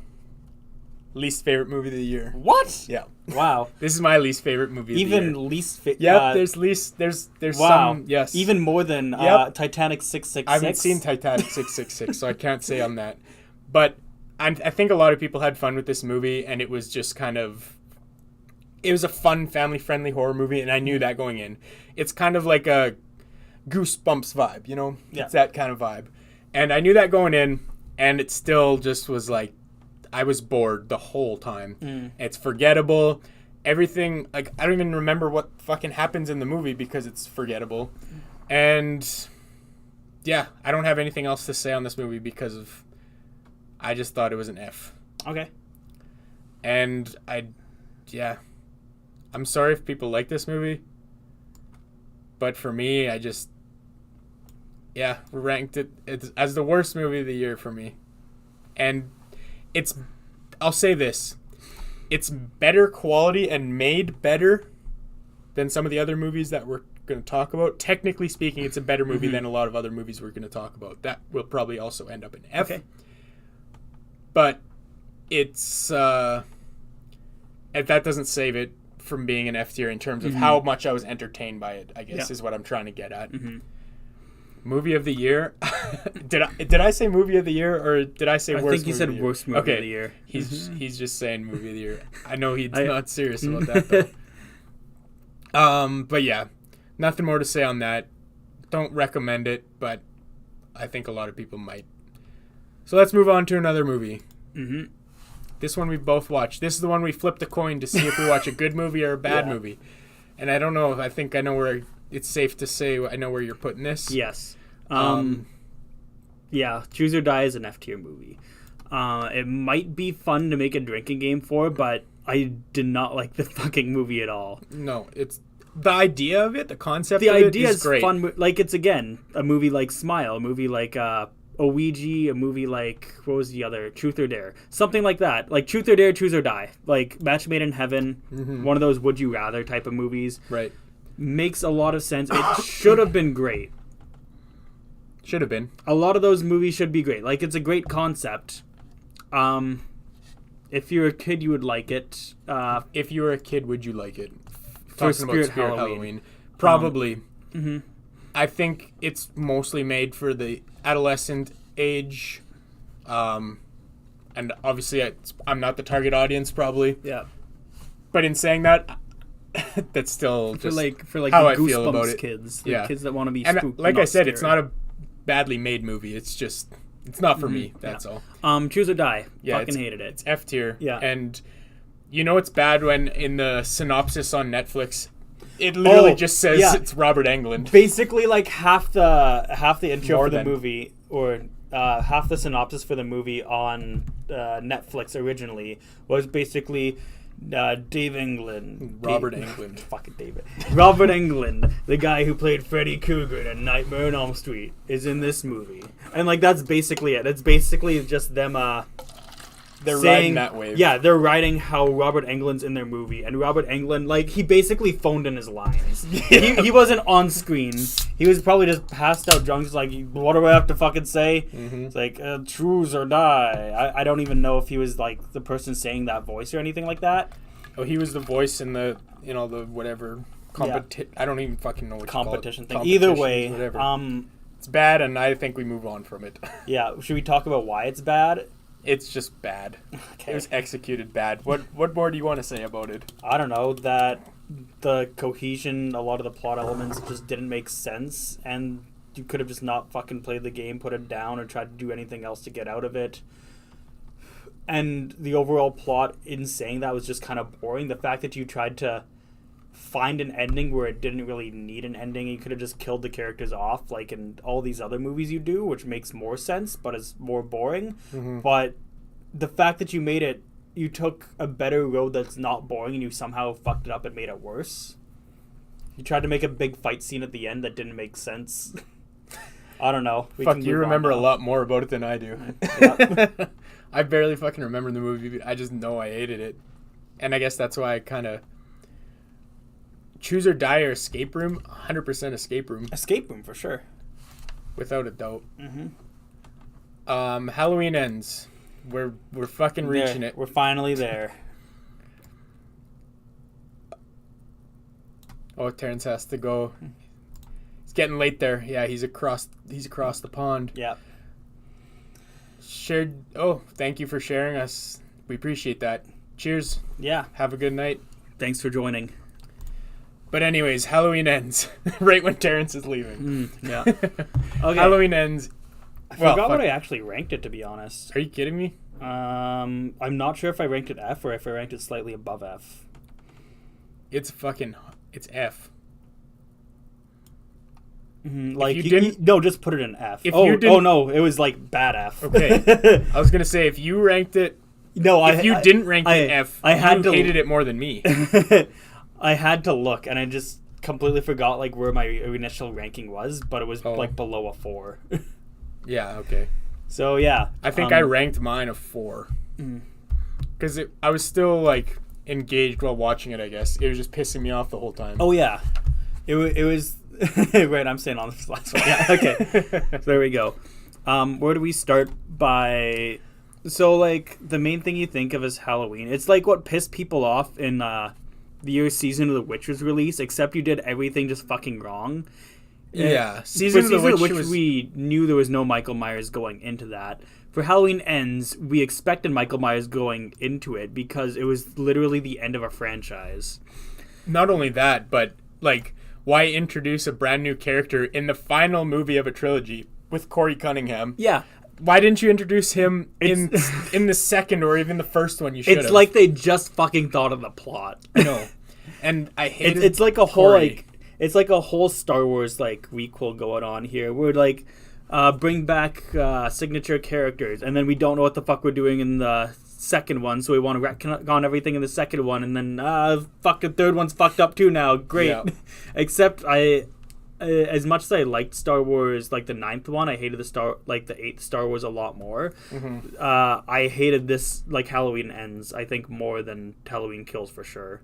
And Halloween Kills had kills and Michael Myers. That was the funnest part about that movie. Was the kills. And like this had just like stupid little depressed Corey going around fucking moping his ass off. And to be fair, that was one of the things. And he was getting like his ass kicked by everybody, and then he beats the shit out of Michael Myers. Stupidest fucking thing. Well, and that was, as I was gonna say, that was the part that, like, it gave me hope in the beginning. The opening scene, it was kind of neat, like watching that opening scene, the way that he killed that kid, and like, you know, the trauma that he suffered from it. It was a good opening sequence. It was a good opening sequence. But after that, it's just like shoehorn him in to make him the main character for whatever reason, and like, okay, I get it, he's a babysitter. Halloween's all about the babysitter, but they just handled it so poorly. Yeah. I think what they were trying to go for is like how people can create monsters. It doesn't have to be like like it's basically nature over nurture. How Michael was nature and Corey was nurture. So like I get that aspect of it, but it was executed so fucking poorly. Like you didn't need to do it. Is the main thing, which pissed probably me and a lot of other people off. Oh yeah, a lot of people. And here's the other thing I'll say: a lot of people ranked Halloween Ends as one of their favorite movies of the year. And I was watching a stream last night, and there was like 5 or 6 people on this panel, and half of them put it in their top, and then half put it in the bottom. So it's like, it's still a divisive film for a lot of people. Yep. But for us, I think, we're clearly on the same page. It was a god-awful movie, and clearly a lot of people in our chat agree with us. And sorry, Sean, we don't have a lower tier for this movie, but we could have. It could have been on its own separate tier, probably. And I earlier did say that Spirit Halloween was lower for me. This and Spirit Halloween are like neck and neck in terms of how much I didn't like them. But yeah, it's like everything Horror here says. I thought they had a plan for the series, but this film felt so tacked on and not the end to the Michael and Laurie saga. Yes, and like that's the thing. It like this film basically proves that nothing was planned. They were just like, I guess we can add in this new character and make him cool. The plan they had was just garbage. Like I would have liked to see garbage over this shit. This shit was like hot garbage, like a garbage can on fire. Yeah, I know. Yeah, I mean, and it's also worth mentioning we did a long podcast with Everything Horror on his podcast, Horror Lives. You can check him out on Spotify or wherever you get your podcasts. It was a fun podcast to be a part of because we just fucking shit on the movie for, 2 hours or so? It was basically just us shitting on Halloween Ends for a good chunk of time. Yeah. It was bad, and I hope I never watch it again. Yeah. But now let's get out of some of this shit and talk about a good movie. What was a good movie? Orphan First Kill? Never mind. I thought this was a different movie. I was looking at a different picture that I clicked on. Okay, never mind. Well, I'll let you talk about this. I think you got more out of it than me. What? Okay. Yeah. I was going to let you take the final ranking because I'm pretty sure I was absolutely blasted during the movie because we made we did an Orphan drinking game followed by Orphan Kills, and I think Orphan gave us a lot. And I was just laughing at how fucking silly the movie was. Like, it's silly in the sense where, like, you know that the girl who plays Esther is not a little kid anymore. Like, she's, like, 25 years old, give or take. And so, she's like, not supposed to be a little kid, technically, so it kind of works in that way. Yeah, so, like, she's an adult. Like, you get it from that aspect. But it's so distracting when you can clearly see that, like, her body frame doesn't, like, really make it up. So you see her, like, being little, and then it, like, cuts away, and then you see, like, a little girl just stabbing the shit out of everyone. Like, you know that's clearly a stunt double. Yeah. So I'm just laughing my ass off at how they just use her, like, back being turned as much as they can. Yeah. Okay, so you're saying you're letting me take in this ranking. What would you... Well, like, so my ranking was literally bottom D. Okay. Yeah. Night, Terrence. Night, Terrence. Have a good night. Thanks for sticking around for our Halloween Ends rant. Yeah. Okay, you rank it low D, but I'm saying F. That's where I put it. Okay, you got it. Okay. So yeah, I hated it. I thought it should never have been made. It shouldn't have been made at all. The first Orphan was good. The twist was great. Yeah. This movie, the first Orphan was schlocky in the way that, like, the ending was kind of ridiculous. The whole concept in itself was kind of ridiculous. But this movie, it's like, it was ridiculous for the fact that the movie just shouldn't exist. Oh yeah, definitely. And it was one that I was like kind of frustrated that I even watched. That's like, and I was also intoxicated when we were watching. No, I was losing my mind laughing because like I was just so surprised that like a big production company thought that they could fucking get away with this shit. Yeah, it was terrible decision. And I don't know why I thought it was. I said let's go on to a good movie, but then all of a sudden Orphan pops up. It's like, fuck, never mind. We're not moving on to a good movie quite yet. But let's move on to a good movie. I haven't seen it. Well, I'm going to go to the washroom. Okay, 1 second. Okay, I'll let you. Let me just move this over. Yep, I'll let you move it over. I'll let you talk about some Mad God. Okay. I will listen from the washroom. Mad God. I have a bit to say about Mad God. Okay. So Mad God. Mad God is a movie that took 30 years to make. And I know a lot of you watching know all about Mad God. It's a stop motion film, like claymation kind of style. There's like a bit of live action, and I feel like that part was kind of maybe rushed in there because he wanted to finish the project. I'm not 100% sure. Phil Tippett, I want to say, special effects genius. But so let me preface whatever I rank this as in saying this movie visually is impeccable. It's amazing. Like the amount of work that went into it and the outcome, it looks phenomenal, and you can watch this and appreciate it so much because of that. And I think it's worth watching as a horror fan just to learn and respect and appreciate it for what amount of work went into it. That being said, as a movie, in terms of how much the plot entertained me and the story being told, I didn't like it.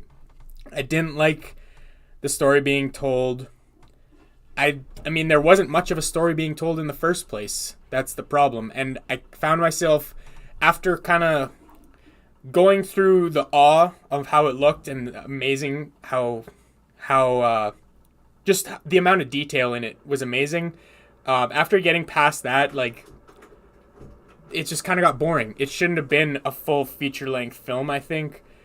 And in saying that, I do want to put it in D tier, and it pains me to say that simply because of how much effort went into it, and simply because of how, like, impressive and phenomenal it is based on, like, the detail that was put into it and everything. But as far as the story goes and how entertaining it was for me, I mean, like I said, I feel bad putting it there, but I have to, just because of how kind of bored I was in the end. But Alex is back, and I'm going to let him in. Okay, so I want to elaborate or bring emphasis on how I remember there was one night where Tucker was like, really, like, you should really watch Mad God, like, just for the production alone and like the look of it. Mm-hmm. But you and put I it still in stand D-tier. by that. You put it in D tier though. I don't want to watch a D tier movie. Doesn't matter. For the production value you get from it, it's so fucking impressive, and you definitely need to watch it. But the story being told is not great because there is no story. It's all about the visual. Like, it's all about being impressive, and that's why I think it would work better as a 30-minute short. But I still think you should watch it. Even if you don't finish it, you should watch it to see and look what it's like. Like, watch clips of it or something. Okay. Yeah. I don't know. Like, I still recommend everyone watches it because of, like, it's a masterpiece in the sense of the claymation and the stop motion and everything. It's a masterpiece in that regard. Mm-hmm. But I just didn't care for the story. So that's why this one was hard for me to wrestle with on where I would rank it. But ultimately, I had to go with my gut and how I had to be honest with how I felt in the end after watching it. And, like, sure, I was fucking impressed by it, but was it enough to save it and rank it A or S tier? Hell no. Okay. It wasn't. But let's go and move on to another movie we both watched. And we watched this with a group of friends. Texas Chainsaw, okay. Texas Chainsaw Massacre Remake 2022. Netflix original, right? Yeah. Netflix exclusive. Original. Not original, I guess. Yeah. Netflix not original remake. at all. Anyways, Texas Chainsaw 2022. From what I understand, people were fairly mixed. I think there was a lot more people that not liking it. Didn't like it. I think there was not a lot of people that liked it. Yeah. I was a fan of it for the most part. In some ways. How much of a fan? Like, not a fan to, like, not a big fan to put it, like, above B. I'm not sure what I have it here. Oh God, if you're even talking about B, that's amazing. To me, I mean, it's a fun fucking movie to watch. It's TCM equal. It's a good. I had C. C. Yeah. I had D. Okay. And honestly, here's my argument for D, and it's the part that pisses me off so much, and I think it's one of the biggest criticisms most people have, is the way they handled Sally. They fucked up her character so bad. They fucking shouldn't have even included her. Oh, they she shouldn't have been a character at all. They tried to go with the, like, you know, how Laurie Strode came back in Halloween, and they tried to go the same 2018 route as Laurie Strode, but they tried to do it with Sally. Yeah. And they just fucking handled it so poorly. They killed her. And, like, I feel like it was kind of just disrespectful, not only to the original character of Sally, but disrespectful to, like, the actor that played Sally and Toby Hooper, Marilyn Burns, I want to say. I feel like it was just disrespectful for them to even include that character when both of them were passed on. And so just the Sally part of it alone makes it D. If I was just focusing on Sally part of it, I would put it in F, actually. But because I had fun with the kills and like just overall setting that we watched in with friends making fun of it, that's why I bump it up to D. Because the kills and making fun of it. A lot of the kills were great. It. For the most part, I can understand why everybody hated, like, a lot of the characters. Like, you're generally never supposed to like the guy who's, like, very, like, conservative and, like, right-wing, like the guy who loves his guns and all this. But it made you sympathize with him more than the people who are just like, I'm gonna be a dick for him for no reason. And, like, people who are very, like, instilled by, like, cancel culture and things like that. And I think it's the funniest thing when the guy goes, like, try anything and you're canceled, bro. It's like on the bus scene. And, like, that's the thing. Like, he literally has a chainsaw in his hand. So, like, his intent is to murder you. And, like, it's like, maybe I could threaten him with thinking that he's canceled. That's gotta do it. Yeah, I should just do that on every time somebody's trying to cancel me. Like, hold out my phone and be like, if you kill me, people aren't going to like you very much. Like, no shit. They weren't going to like you anyways. You just murdered somebody outside of the bus. What's going to make you think, like, oh, yeah, I'm going to get canceled. Like, my life's going to be over. Better not murder these people. But he doesn't even know what that means. Yeah, like, he probably doesn't even know that. 100% it's fucking he doesn't know what that Leatherface. means. But, like, yeah, and that's the thing that makes it really fun to watch. I just thought it was super... But if you compare the Texas Chainsaw Massacre to some of these movies, like, you think Smile is worse than Texas Chainsaw Massacre? To be fair, I'd rather watch Texas Chainsaw Massacre again. I can't see Texas Chainsaw holding up to, like, even Studio 666 or Christmas Bloody Christmas or Violent Night. Like, I just can't argue. Like, I feel bad putting it with these. You move movies up for me, like, I think Barbarian, The Menu, so I'm fine putting it in D and saying that. Okay. And it's because if the Sally part wasn't even in there, I would even argue C and maybe B because of how fun it was. But, like, the Sally thing drags it down so hard for me, and it's hard to get past it. It was just such a stupid arc. Like, I completely agree to that. Yeah. It was funny because people said it was pro-cancel culture, but everyone that was pro-cancel culture was killed. Oh, yeah, the movie was not pro-cancel culture. Yeah, like, the main character, that girl, was, I'd say, like, evolving. Like, she was in a shooting, but she kind of, like... That's another thing. She at least tried to fight her demons and, like, tried to wield a gun and things like that. But they didn't go very far with that. And then, like, at the end, like, her sister... spoilers. Something happens, and... it's, again, trauma all over again in a different way, except I'd say even maybe a lot more close hitting. Oh, yeah. Well, you would think. But, yeah. I liked it more than you, I'd say, for sure. You did. Yeah. And, again, it was a fun movie to watch, don't get me wrong. But in terms of how good it was versus, like, the faults it had, it's hard for me to justify putting it above D. Mm-hmm. But anyways, moving on from Texas Chainsaw Massacre. Yeah. But when, I guess, quick point what is it, Hector's comment here. He said it was pro-cancel pro cancel No, he culture. said everybody was saying Sorry, that. everybody said that it was pro cancel culture. It's basically everybody thinks Texas Chainsaw Massacre 2022 is what is it? Black Christmas 2018 was. And I liked whatchamacallit. Basically the whole run on like, oh, it's pro cancel culture, but like there was one girl that was super heavily cancel culture in that movie, and she lived, and it pissed everybody off. She was an awfully written character, but people again were pro cancel culture in this, and they fucking died. Yeah. Some people are cancel culture, like the main or one of the main characters was, but Leatherface was cancel life. Yeah, Leatherface didn't give a shit about cancel culture. But anyways, got Saloom up here. You haven't seen Saloom. So this one's, it's interesting. It's I think it's very loosely horror. I think it's on Shudder, actually, but I think it might be even a Shudder exclusive. But anyways, have I heard of it? It's kind of like these mercenary guys are trying to help these children who are basically child slaves, and they're trying to free them, and they're criminals as well. And I don't know exactly. I watched it a long time ago, and it is kind of forgettable, but it's unique in a way. I don't know.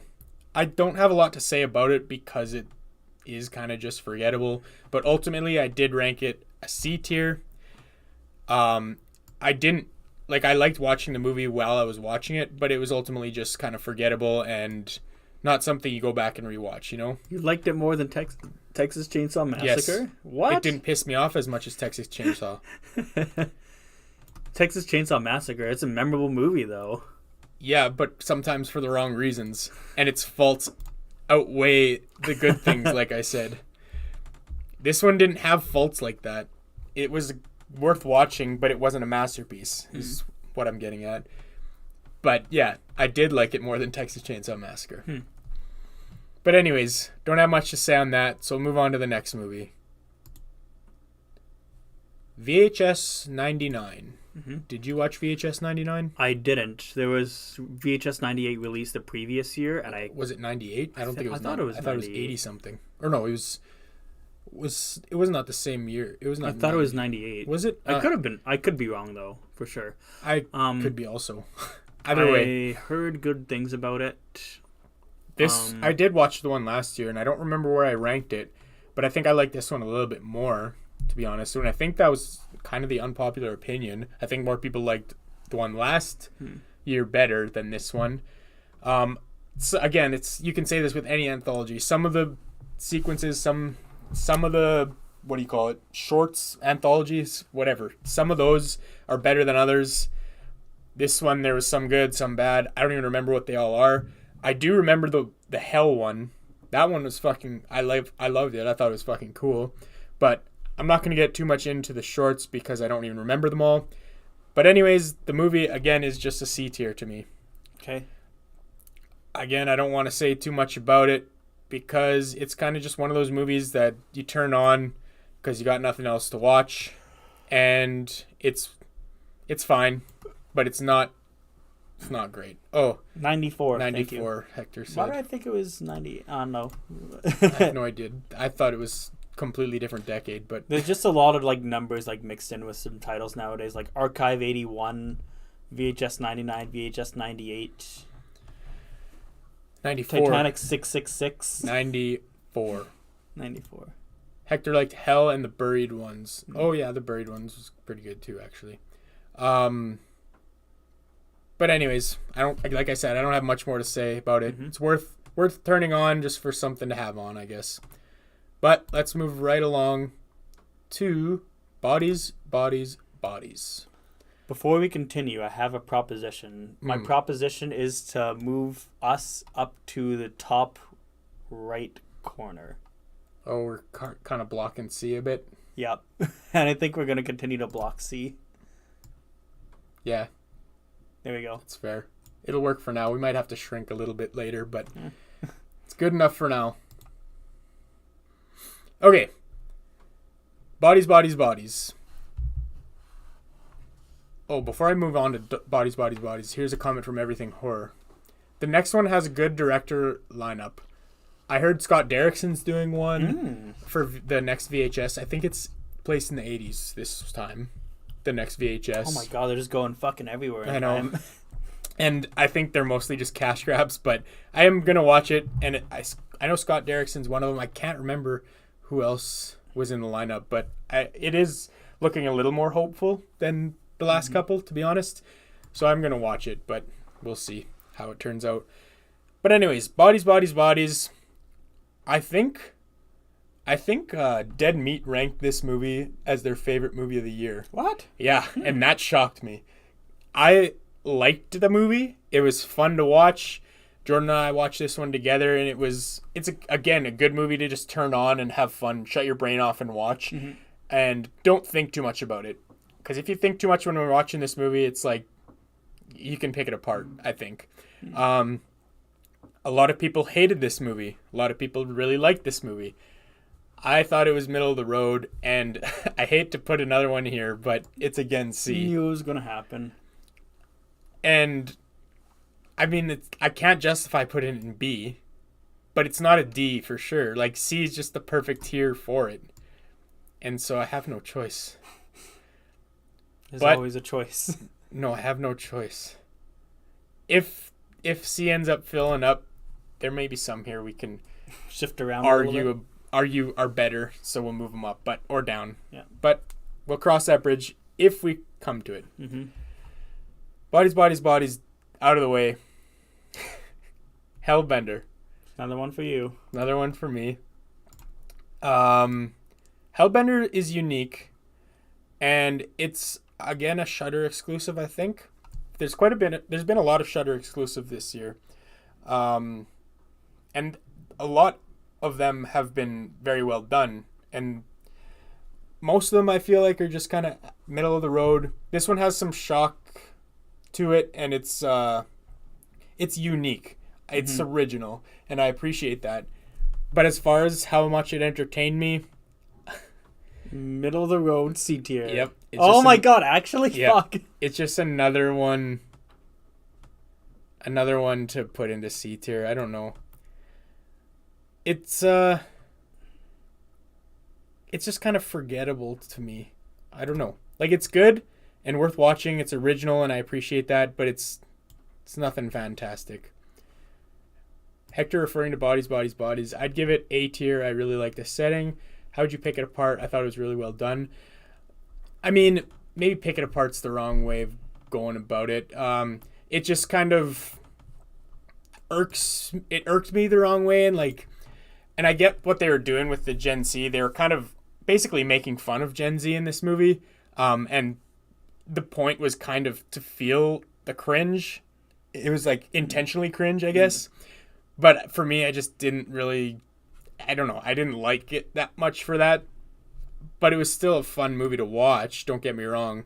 But a fun movie doesn't necessarily make it rank super high for me. Like, it has to be a super, I don't know how to explain it, but I guess picking it apart is not the right way to go about it. Because the twist it's actually handled very well. And it is like, you don't expect it necessarily. I feel like it is kind of easy to catch on to if you're paying close attention. But again, I just kind of turned this on as a movie to watch to shut my brain off, I guess. And that's what I did with it. So maybe that played a part in my experience with it, but yeah, still can't justify higher than a C. But anyways, moving on to another movie that I watched that I don't think you watched. I gotta run now. Deadstream was a fun movie, and it's a horror comedy, found footage with like GoPros, and he sets up cameras, or they're mostly GoPros that he sets up around the haunted house that he's staying at. He's a live streamer too, so it's got that YouTube vibe to it. Like you know, you can kind of relate in that sense. And it was a fun fucking movie, and the horror elements, I thought they handled them very, very well. And And I actually was pleasantly surprised with it. I had low expectations going into it, and I was pleasantly surprised. At the beginning, I hated this character. I forget his name. I want to say it was Chris, maybe. But I hated him as a character. I thought he was full of himself, complete asshole. But as the movie went on, you kind of started to feel sorry for him and realize that he was just kind of acting that way for clicks. Like, you know, the high-energy YouTubers that, like, hey, guys, how's it going? We're going to do blah, blah, blah, blah, blah. That's kind of what he was doing. So it made me hate him. But, you know, as he went on, it kind of humanized him a little bit. It was a fun movie to watch. And in saying that, it's a B tier. Okay. It's not a C tier. Oh, did something disappear? Let's find out. No, later. it didn't. I just highlighted a bunch of stuff by accident. But yeah, B tier. And yes, this was a Shudder film. Shudder exclusive. I think they made it, or like produced it or whatever. Fuck, we don't have very many in B or A. They're both kind of A's like empty. Surprising to me. Right. I think it'll get there soon, maybe. Maybe. Yeah. But anyways, yeah, Deadstream I recommend watching. It's a fun movie. All right. Let the Wrong One In. Have you heard of this movie? I've heard of Let the Right One In. Yes. But you haven't heard of Let the Wrong One In. I mean, I see exactly where it's going. It's like a worse scary movie. No. Okay. It's not like a scary movie. It's not even a spoof on Let the Right One In, really. It's inspired, I guess. Not even really inspired, but like it's vampires. Like if that's the closest it gets to being like Let the Right One In. But this is a horror comedy, and I think it's based in maybe Scotland or Ireland or somewhere in that area. It's very heavily accented. Sweden? No, I don't think so. I was going to say if it's Sweden, then it's just Let the Right One In. I mean, it might be Sweden, but again, I don't know. But the point is, this is a fucking fun movie, and it's a movie where you, again, just shut off your brain and have fun with it because it's so fucking ridiculous. This is another one that I watched with Jordan, and she immediately didn't care for it, so she went and did something else. But I had so much fucking fun with this movie. It was a blast. I was laughing, and the horror elements of it were still, like, pretty well done. The effects were pretty decent. And in saying that, it's a B tier for me again. Okay. It's completely fucking goofy, and like it's ridiculous, like I said, but it's fun, and I recommend it. I haven't heard anybody talk about it either. It's just, I think it's probably because it's not North American, so it kind of flies under our radar. But I think it was, I don't even remember where I watched it actually. I don't think it's on Shudder or anything. I could be wrong on that, but anyways, the point is try and find it and watch it. I recommend it.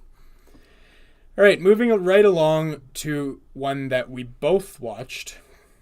I think most of these in the end we've both watched. Maybe there's a couple that we haven't, but looks like a good chunk of them, yeah.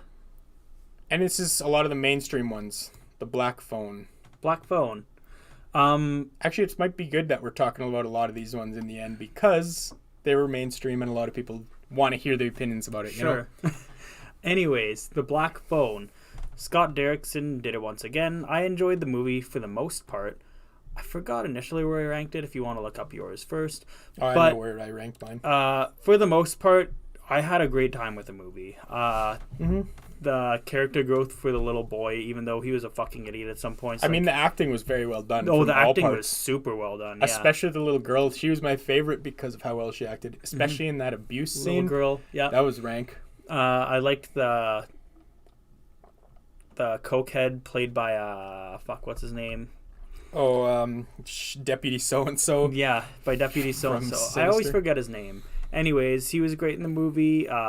Ethan Hawke, people are like gushing over. I don't get it all that much. I think he was good. He was good in the movie. Yeah, he did what he needed to do, and he did a good job. He was good in the movie, but he wasn't like amazing. Yeah, he wasn't a fucking standout or anything. Wasn't like some of the other actors we'll get to, or at least one that we'll get to. Yeah, I'd say a couple, but but Yeah, The Black Phone was I'd say a very fun movie. Yeah. I'm pretty sure I ranked it an A, maybe S. Oh, really? Yeah. Okay. I'm not ranking it that high. I ranked it B tier. I thought it was way too... Like, it looked a lot like Sinister with the little kids and the fucking gloomy atmosphere and the mask and all of that. It was very inspired by Sinister, and it was a Scott Derrickson movie, so you can see why it would happen.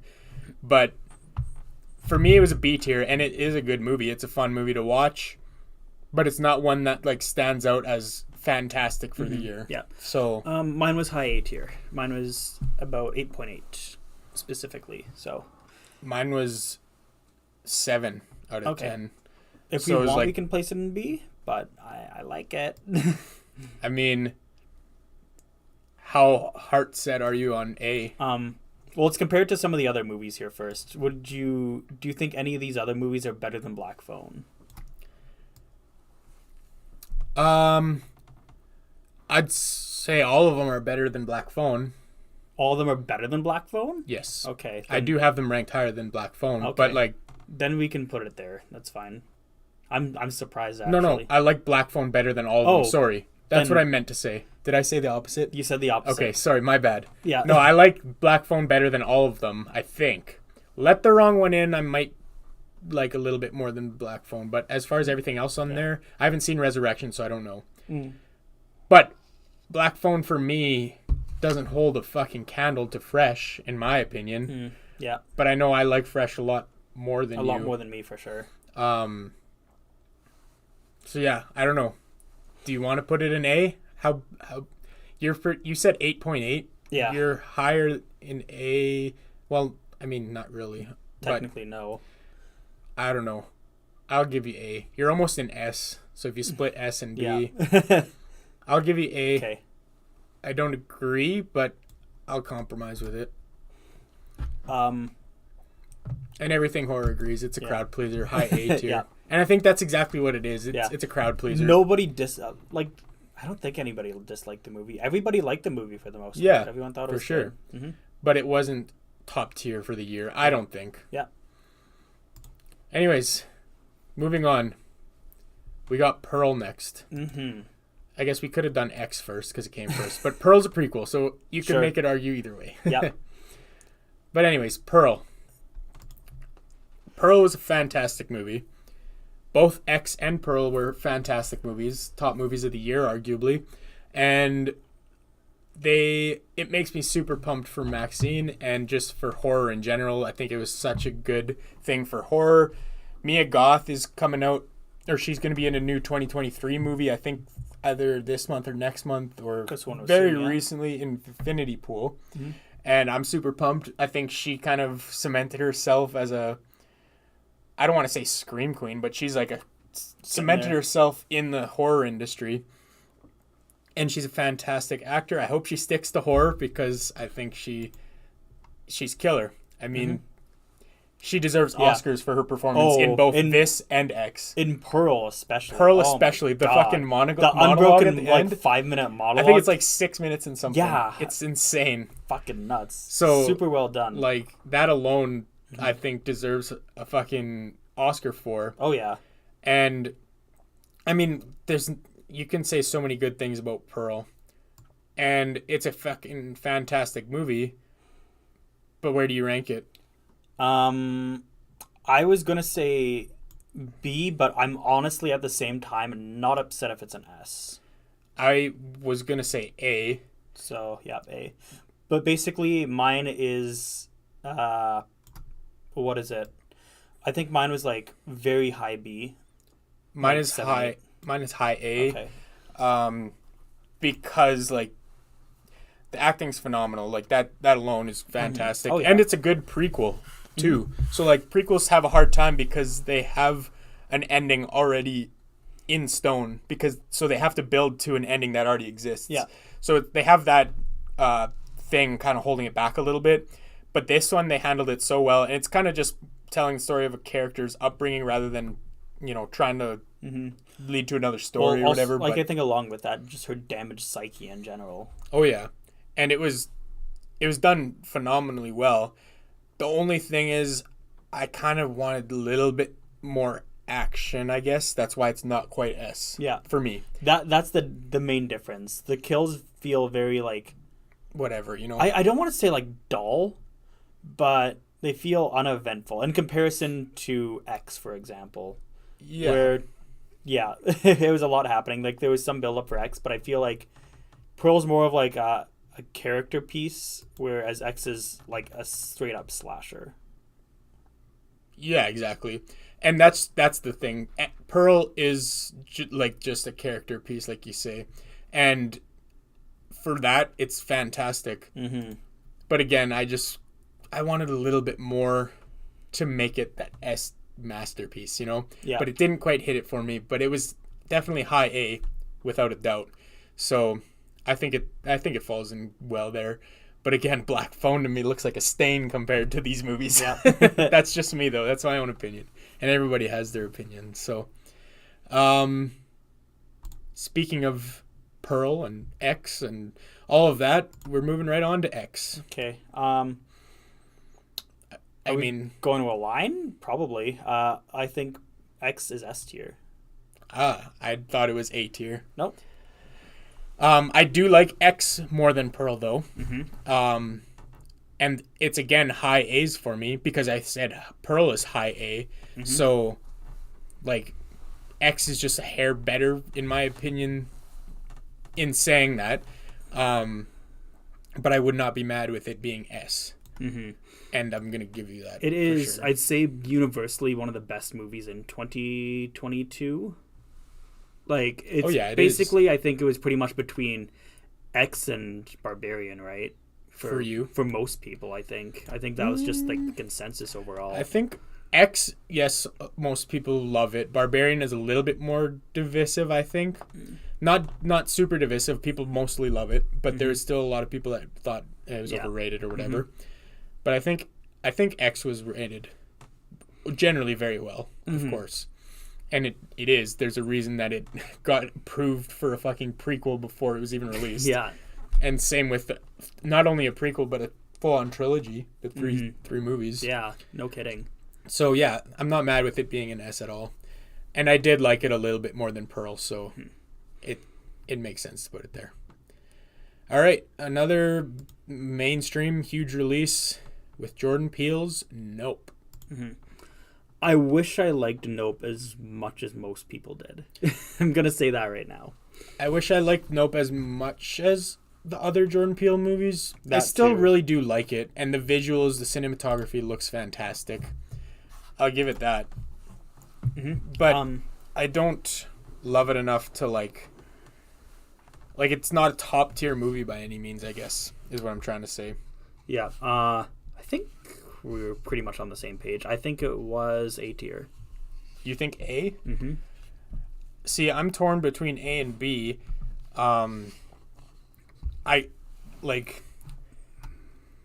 This is something I bounce back and forth with A and B with this movie because there's things that I appreciate the fuck out of with this movie. Cinematography, the way it looks in general, like the acting I liked. A lot of people say Daniel Kaluuya didn't do great in this role because he just kind of was there and whatever. Mm-hmm. But I think that was his character. It's the way he was written, so I think he did a good job. Keke Palmer was the standout for me in this movie. But the story overall, like, it's one that I have to go back and rewatch, I think, to appreciate more. Because I've only watched it once, and it's one that I do want to go back and rewatch. Mm-hmm. And in saying that, I think that's why I hold it at a B right now, is because I need to watch it more to fully appreciate and get it, I guess. That's why I have it in. That's why I ultimately decided B. Mm-hmm.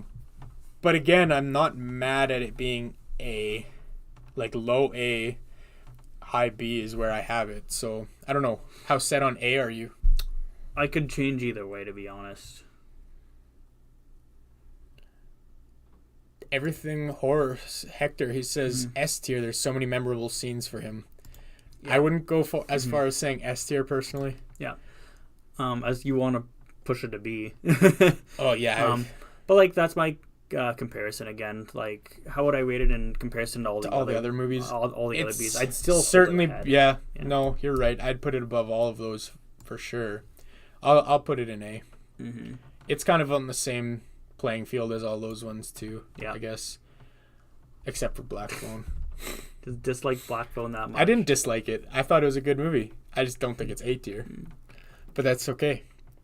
We'll move along away from Nope and on to, I think this was a Shudder exclusive, maybe? There's advertisements for it everywhere. Yeah. And it's The Sadness. Yeah. This is Did you watch it? Nope. We would have watched it if it was... Oh, yeah. It was between this... It was between The Sadness and Choose or Die. Choose or Die, yeah. But we got Tails, and so we didn't watch The Sadness. But I watched The Sadness. But you watched The Sadness. I didn't. This movie I actually watched in the tub when I was not feeling good. On my laptop sitting on the toilet. But I thought this was a fucking good movie.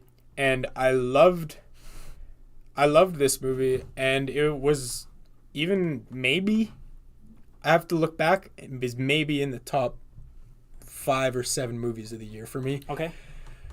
Not quite S tier, but I think high A tiers for me. Just like the visuals were super effective. It was a very good, like, it was basically a zombie movie. And it was, when I watched it especially, I know it was 2022 movie, but you still have COVID on the brain, right? Mm-hmm. And it has a lot of, like, it's very relevant. And obviously so, being released last year. It's going to mostly be relevant if it takes place in current times. Yeah. But it's definitely A tier for me. And I recommend watching. I don't even know what this one is. I do. It's Speak No Evil. This is one that I watched that I fucking loved it. It's a slow burn. You didn't watch it, right? I don't think I did, no. I recommended that you watch it, but it's a slow burn and it's super, super heavy. It's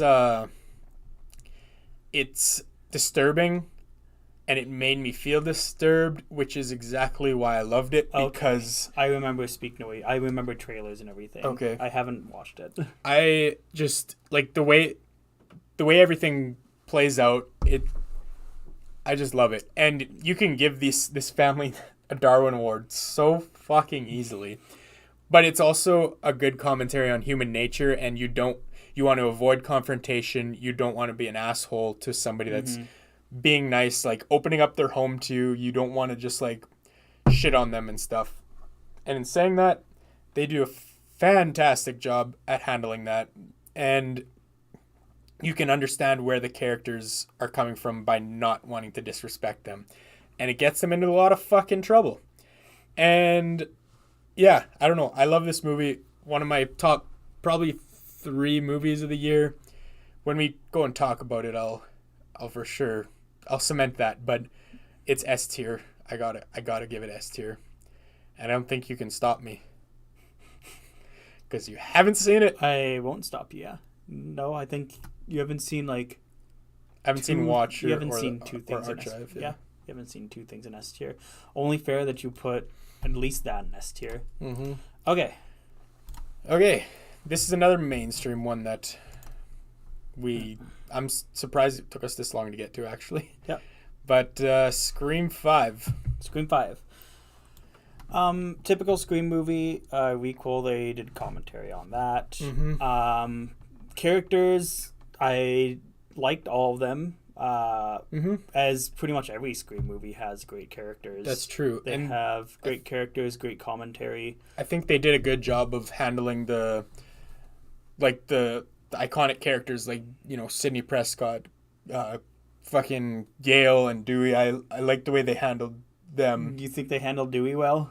Yes. Okay. I think they needed to kill one of them to also allow the new characters to be introduced.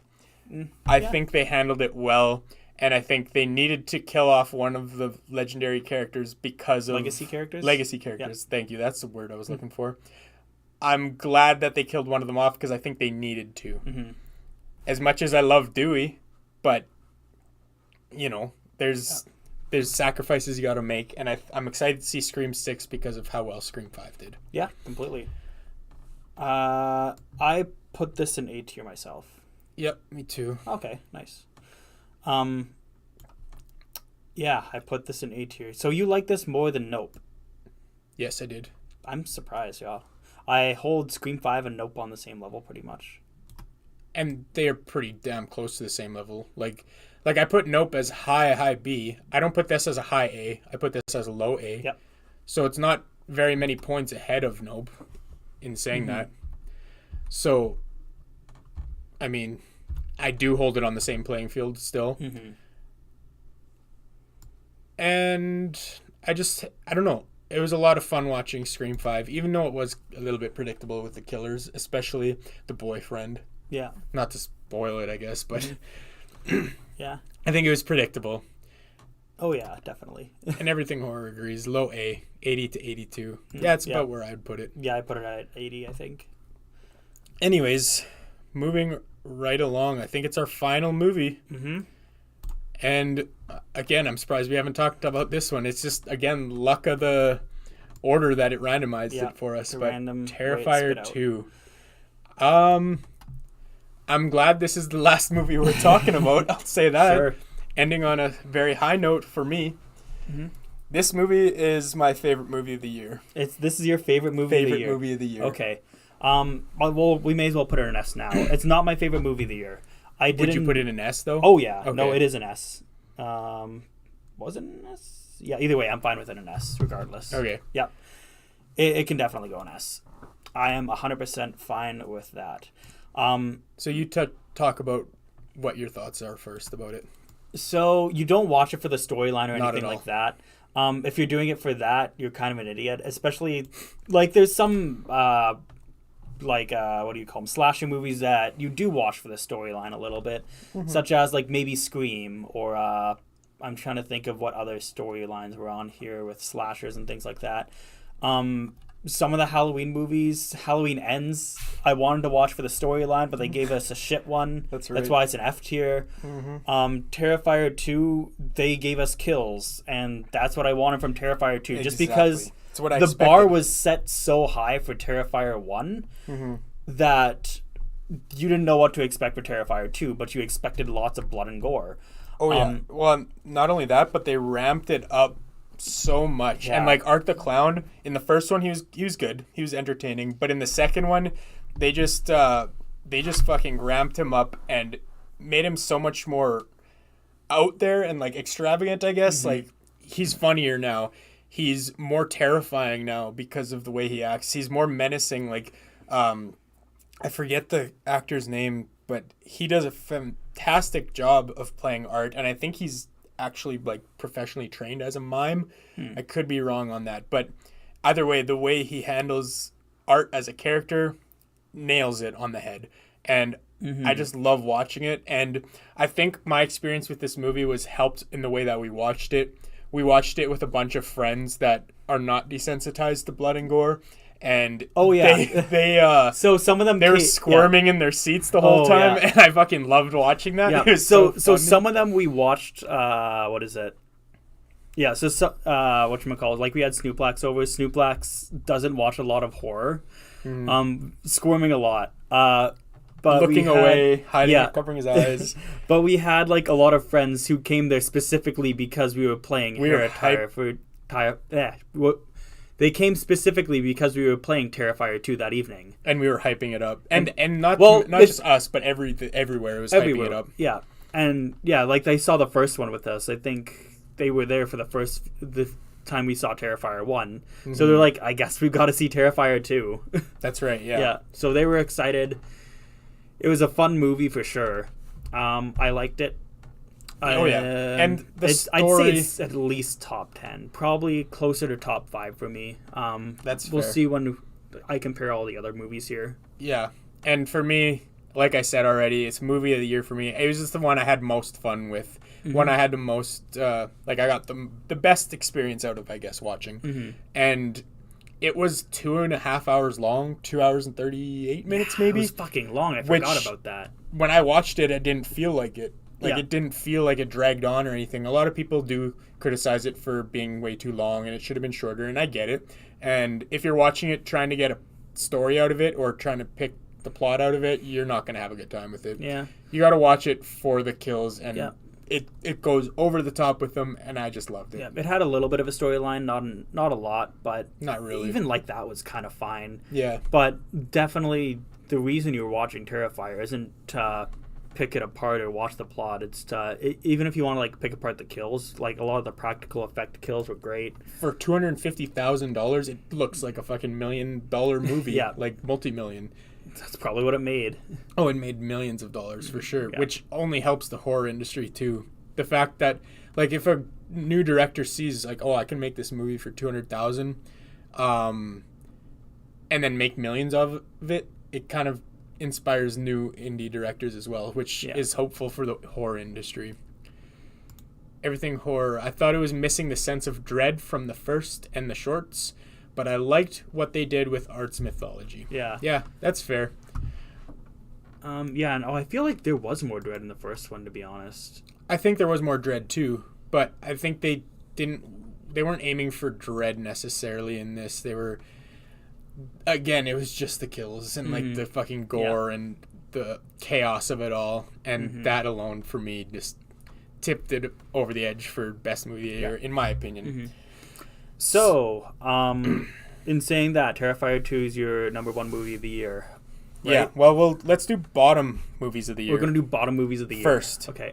Let's do bottom 5. Do you want to say that? Yeah, we'll do bottom 5. Okay. So, we'll save the worst for last. What's your 5th worst movie of the year? I'm just trying to think between all the things that I've seen. I have them in order on my list already, so it's easy for me to list them off. I'm going to say my 5th least favorite. I have my top 5, I think. Okay. Make sure. We are good. Okay. 5th least favorite horror of the year is Midnight Club. Midnight Club? The whole series? The whole series. Okay. Fuck it. Okay, my 5th worst is, in fact, Smile. Okay. Yeah. That is fine. My 4th least favorite is... I have to actually look at my rankings now. Okay, I'll give you my 4th worst. Okay. It is Orphan First Kill. Okay. As my number 4. What the heck is my order here? It's like just kind of spread out. So give me a second. Dead air. Okay. Followed by that is... Before you move on, everything horror. You guys didn't see Jeepers Creepers Reborn. You guys are lucky. And I am thankful I never watched that movie. Didn't want to. Everybody... Yeah, no, me neither. Everybody I watched talk about it, literally, I think everybody listed it as their worst movie of the year, if they watched it. And that's exactly why I didn't go out of my way to watch it, because I didn't want to be disappointed. Okay. Following that is The Twin. Is my number 4. Number 4 is The Twin. Okay. Number 3. What's your number 3? My number 3 is Halloween Ends. Mine as well. Oh, okay. Halloween Ends is my number 3. My in Number 2? second place, I've got... Well, what's the other one that I haven't choose? Oh, Choose or Die. Speaking of choosing. Choose or Die is also my number 2. Oh, okay. And before I say... I've already said my number 1, I guess. But before we go on to your number 1, I think 3, 2, and 1 for me, you could put in any order and I wouldn't be mad. Like, on which one I thought was the worst. Halloween Ends, Choose or Die, and my number 1, Spirit Halloween. You can put those 3 in any order and I wouldn't be... I wouldn't argue with it. Like, I think mine's somewhat set in stone, to be honest. That's fair. Yeah. I'm just speaking for myself here. F, I think, is pretty self-explanatory why it's my number 1. It is Titanic 666. Yeah. Yeah, I mean, you've already talked about it. It sounds like hot garbage. Yeah. And I guess some honorable mentions in my own personal list. I'll say 2. I'll say 2. Don't Worry, Darling is an honorable mention, or dishonorable, I'll say. And Texas Chainsaw Massacre was my other dishonorable mention. I'm just trying to think of other things, because besides that, I've ranked... I mean, Smile, you ranked D. Smile Unborn, is D. Unborn is D.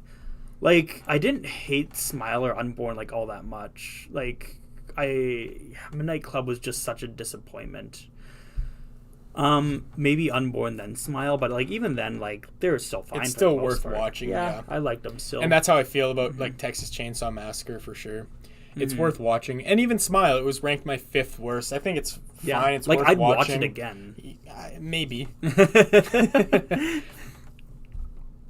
Sheesh, Spirit Halloween was that bad. I mean, in my opinion, it was. Again, technically speaking, I don't think it is that bad. But technically speaking, I just hated it. And I think there's people out there that agree with me. I hope. I mean, I might be an outlier here, but I just thought it was so fucking boring. But anyways, top 5 movies. Top 5. Oh, I've got to make a list here now. Second. I'll start with my number 5. My number 5 is The Menu. The Menu, which I just watched last week. Oh, actually, no, my number 5 is The Menu as well. Nice. There you go. So we both have number 5 is The Menu. What's your number 4? Number 4 is that. I'm just trying to think. Oh, I guess I could also just look on here. Okay. My number 4 is Barbarian. Mine as well. Oh, wow. Okay. Yeah, mine is Barbarian as What's well. your number 3? My number 3 is Speak No Evil. My number 3 is X. Okay. X actually didn't break my top 5. What? Fresh is my number 2. Fresh is your number 2. Yeah. My number 2 is Archive 81. Okay. And then obviously Terrifier 2 for me was my number 1. And my number 1 movie of the year was Watcher. Nice. Okay. I guess some honorable mentions. This is where X and Pearl fall. Like, they're so fucking good. I had a hard time not putting them in the top 5, to be honest. But I don't know. I just had such good times with the other movies that I couldn't put them quite above, but I was, they were right there. And I'll throw in The Sadness there, too, as my honorable mention. My top, well, like, I guess my honorable mentions, I think just basically Terrifier. Okay. What else really should I mention for honorable mentions? I mean, you almost ranked the Black Phone. Oh, yeah, no, Black Phone. Yeah, sorry, Black Phone I ranked higher than Terrifier. Yeah, Black Phone and Terrifier are my 2. Okay. Yeah. So, yeah, that wraps up our tier list for 2022 movies. And honestly, is pretty spread out relatively well. And I expected C to be higher than everything else. It's middle of the road, middle of the pack. There are going to be a lot more movies that fall there. But just looking at S and A tiers, like, it was a fucking good year for horror. Yeah, I'd say it was pretty good. If you compare it to last year, because last year, you think it's better than last year? 100 times. Like, so much better. It's so hard to compare for me. There was a lot, I think there's some fantastic A-tier movies. There's some fantastic movies from last year for sure. But overall, I think there's better movies this year. Yeah. And not just better, but more of them. Like, more quality movies released this year than last year. How many quality movies last year versus this year? This year had so many more. This year we had a lot more S tiers. I'll admit to that. S, yeah. Like, and A was still pretty solid. Like, I think it was better than last year, even though, like, I think I liked Soho and Malignant more than any of these movies. I liked Soho. Soho is a fucking great movie. Malignant, I don't think I would put higher than some of these. Like, it's not... If I ranked Malignant with a lot of these movies, it would be A tier. Malignant with a lot of... Oh, I know. I'd still put... For me. I'd still put Malignant in S. I highly enjoyed Malignant. Yeah, I did too. Yeah, I think Malignant and Soho would be like 1 and 2 if they were released this year. That's just me though. Yeah, I don't think so. Soho would break my top 5, but I don't think Malignant would. Mm-hmm. But then again, like last year we had like 4 or 5 in the top films we're anticipating for this upcoming year. I think we'll have another great year for horror. What films are you anticipating? I mean, I think it's going to be a great year for horror. I think it's going to be a great year for horror for many years to come because of how well the horror adapts industry's been. Yeah. Like in recent years, it's been growing so much, and like horror's beginning to not be shunned by Hollywood. Like Hollywood's opening up to horror more, and so you're getting these big budget horror movies, whereas they were few and far between in the past. Or like, you know, they go through these spurts where sometimes it's makes a ton of money, so Hollywood jumps on board, but then kind of loses its charm or whatever. I don't know. They just kind of lose their faith in it. But I think right now we're kind of just getting started almost in the modern horror, and I think it's going to be fantastic. As far as what we are looking forward to coming, like, do you have any movies that come to your mind? I'll look in a second here. I mean, Infinity Pool. I mentioned that earlier. Infinity Pool. That's the one with Mia Goth that's going to be coming that's out. Right. So I'm looking forward to that because of Mia Goth. I don't know a ton about it, but I'm looking forward to it. Another one that's I'm looking forward to it because of how ridiculous it's going to be. Winnie the Pooh, Blood and Honey. I think that's going to be a fucking hilariously bad movie, but also so much fun. I'm just looking at what's coming out. Oh, no, there's some things I'm really excited for. The main thing that I'm excited for is the new Ari Aster film. Oh, yeah. Yeah. That's my most anticipated. I don't think that one has a release date yet. I'm not too sure. I don't even know much about it yet, but Ari Aster puts out something, I'm on board. Like, oh, yeah, 100%. I'll be I'm their that opening right day, away. pretty much. Renfield sounds all right. Renfield's going to be fun with Nicolas Cage as Dracula. What about Evil Dead Rise? Evil Dead Rise is the other one that I'm really looking forward to. I don't have high hopes, to be honest, but I definitely want to see it. I'm looking forward to seeing it. And then, of course, Insidious, the fifth one. That's another one that I'm really looking forward to, just because I'm such a big fan of the franchise. I forgot about that completely. Beau is Afraid. That's the Ari Aster one, right? Yeah. Yeah. Beau is Afraid, yeah. Yeah, Evil Dead Rise is one we're kind of looking forward to. I don't have high expectations, but I definitely want to see it. Some other ones that are notable is Scream 6. Yeah, of course. The Nun 2 and The Exorcist. I was not going to note The Nun 2. I'm not looking forward to it at all. I want to see it. Like, I'm going to see it. Do I think it's going to be bad? Absolutely. Probably, it's going to be worse than La Llorona. Worse than La Llorona? Yeah. I don't know about that. La Llorona was bad. Yeah, so is The Nun. Anyways, they're remaking... Well, it's like a requel for The Exorcist. Is it a requel? The Exorcist is. Oh. David Gordon Green. He did the Halloween trilogy. He's doing the fucking... He's doing The Exorcist. You love 2018 Halloween. Yeah, I love 2018 Halloween. I didn't love fucking Halloween Ends. I don't care. I'm looking forward to it. It's a requel. I'm still looking forward to it. But it makes me slump in my chair a little bit. Yeah. And then, there's Saw 10 coming out. That's right, too. Again, no, I don't know what to expect with that, but somehow they're bringing back Tobin Bell. I don't know how they're going to work that in. Either way, any Saw movie, I'm on board. I'm definitely going to watch it. It's like Terrifier, but... Yeah, I guess it's like Terrifier in that sense, where like I think you don't watch for the plot. I mean, some of them you did watch for the plot towards the end. It became soap opera-ish. Yeah, it's mostly just for the fucking kills and traps. Yeah, but that's the main selling point. But I think the director for Saw 10 is Kevin Guttert, or however you say his name. He did 6 and 7, I think. Yeah. So I love Saw 6. I know he did 7 for sure. He did 6, I think. Did he do 6 or he was too? part of it or something. I think he was like an editor or some shit. Yeah, maybe. But I didn't like Saw 7. Like, I mean, I like it. I like all the Saw movies because they're fun. But in terms of where I rank Saw 7, it's bottom of the list in the Saw franchise. I think mine was like 4. Oh, there might be some that are worse than 7, but I'm saying in the grand scheme of it, it's low on the list. Yeah, 7's one of the worst ones. 6 was one of the best ones. I think it might be even number 2 for me. Yeah, Saw 6 is really good. But top 3 at least. I'm curious to see they're going to de-age him again with a tracksuit and backwards hat. I mean, but how do you work him into the story? Like, what's the story being told? How is he not dead? Yeah. I think the main problem that they had is they showed Jigsaw's backstory so early on in the franchise. Oh yeah, I know. It held them back. But what are you gonna do? Prequels again? Yeah, I'd be fine with prequels. But that's so dumb. I don't know. I mean, they need to move on and just. Why didn't they continue on with Spiral and kind of just be its own new saga in the would've- Saw franchise. I would have rather it continued on with Jigsaw.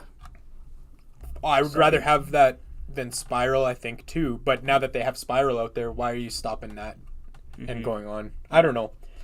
We'll see how good it is. Is he actually alive? Has it been confirmed, or is he just like in the movie? Because he's in like. By what I hear, it sounds like he's alive. But okay, that's what I've been hearing too, but because it could be like, oh, he's in the movie, like he was in flashbacks or something. Yeah, which is like every movie. This Saw is known for its flashbacks, and that could very well be how he's added in. But again, I don't know. I'm not 100% sure what to expect. And supposedly Amanda's going to be back. I heard too. that That's too. right. So it's going to take place in between like 2 and 3.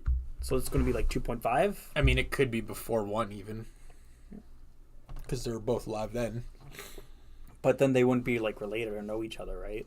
Well, he didn't say they were in cahoots. He just said they're coming. She's coming back. But we'll see. Yeah.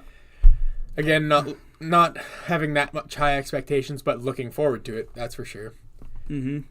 But as far as 2022 went, pretty satisfied with how the year shaped up. Yeah.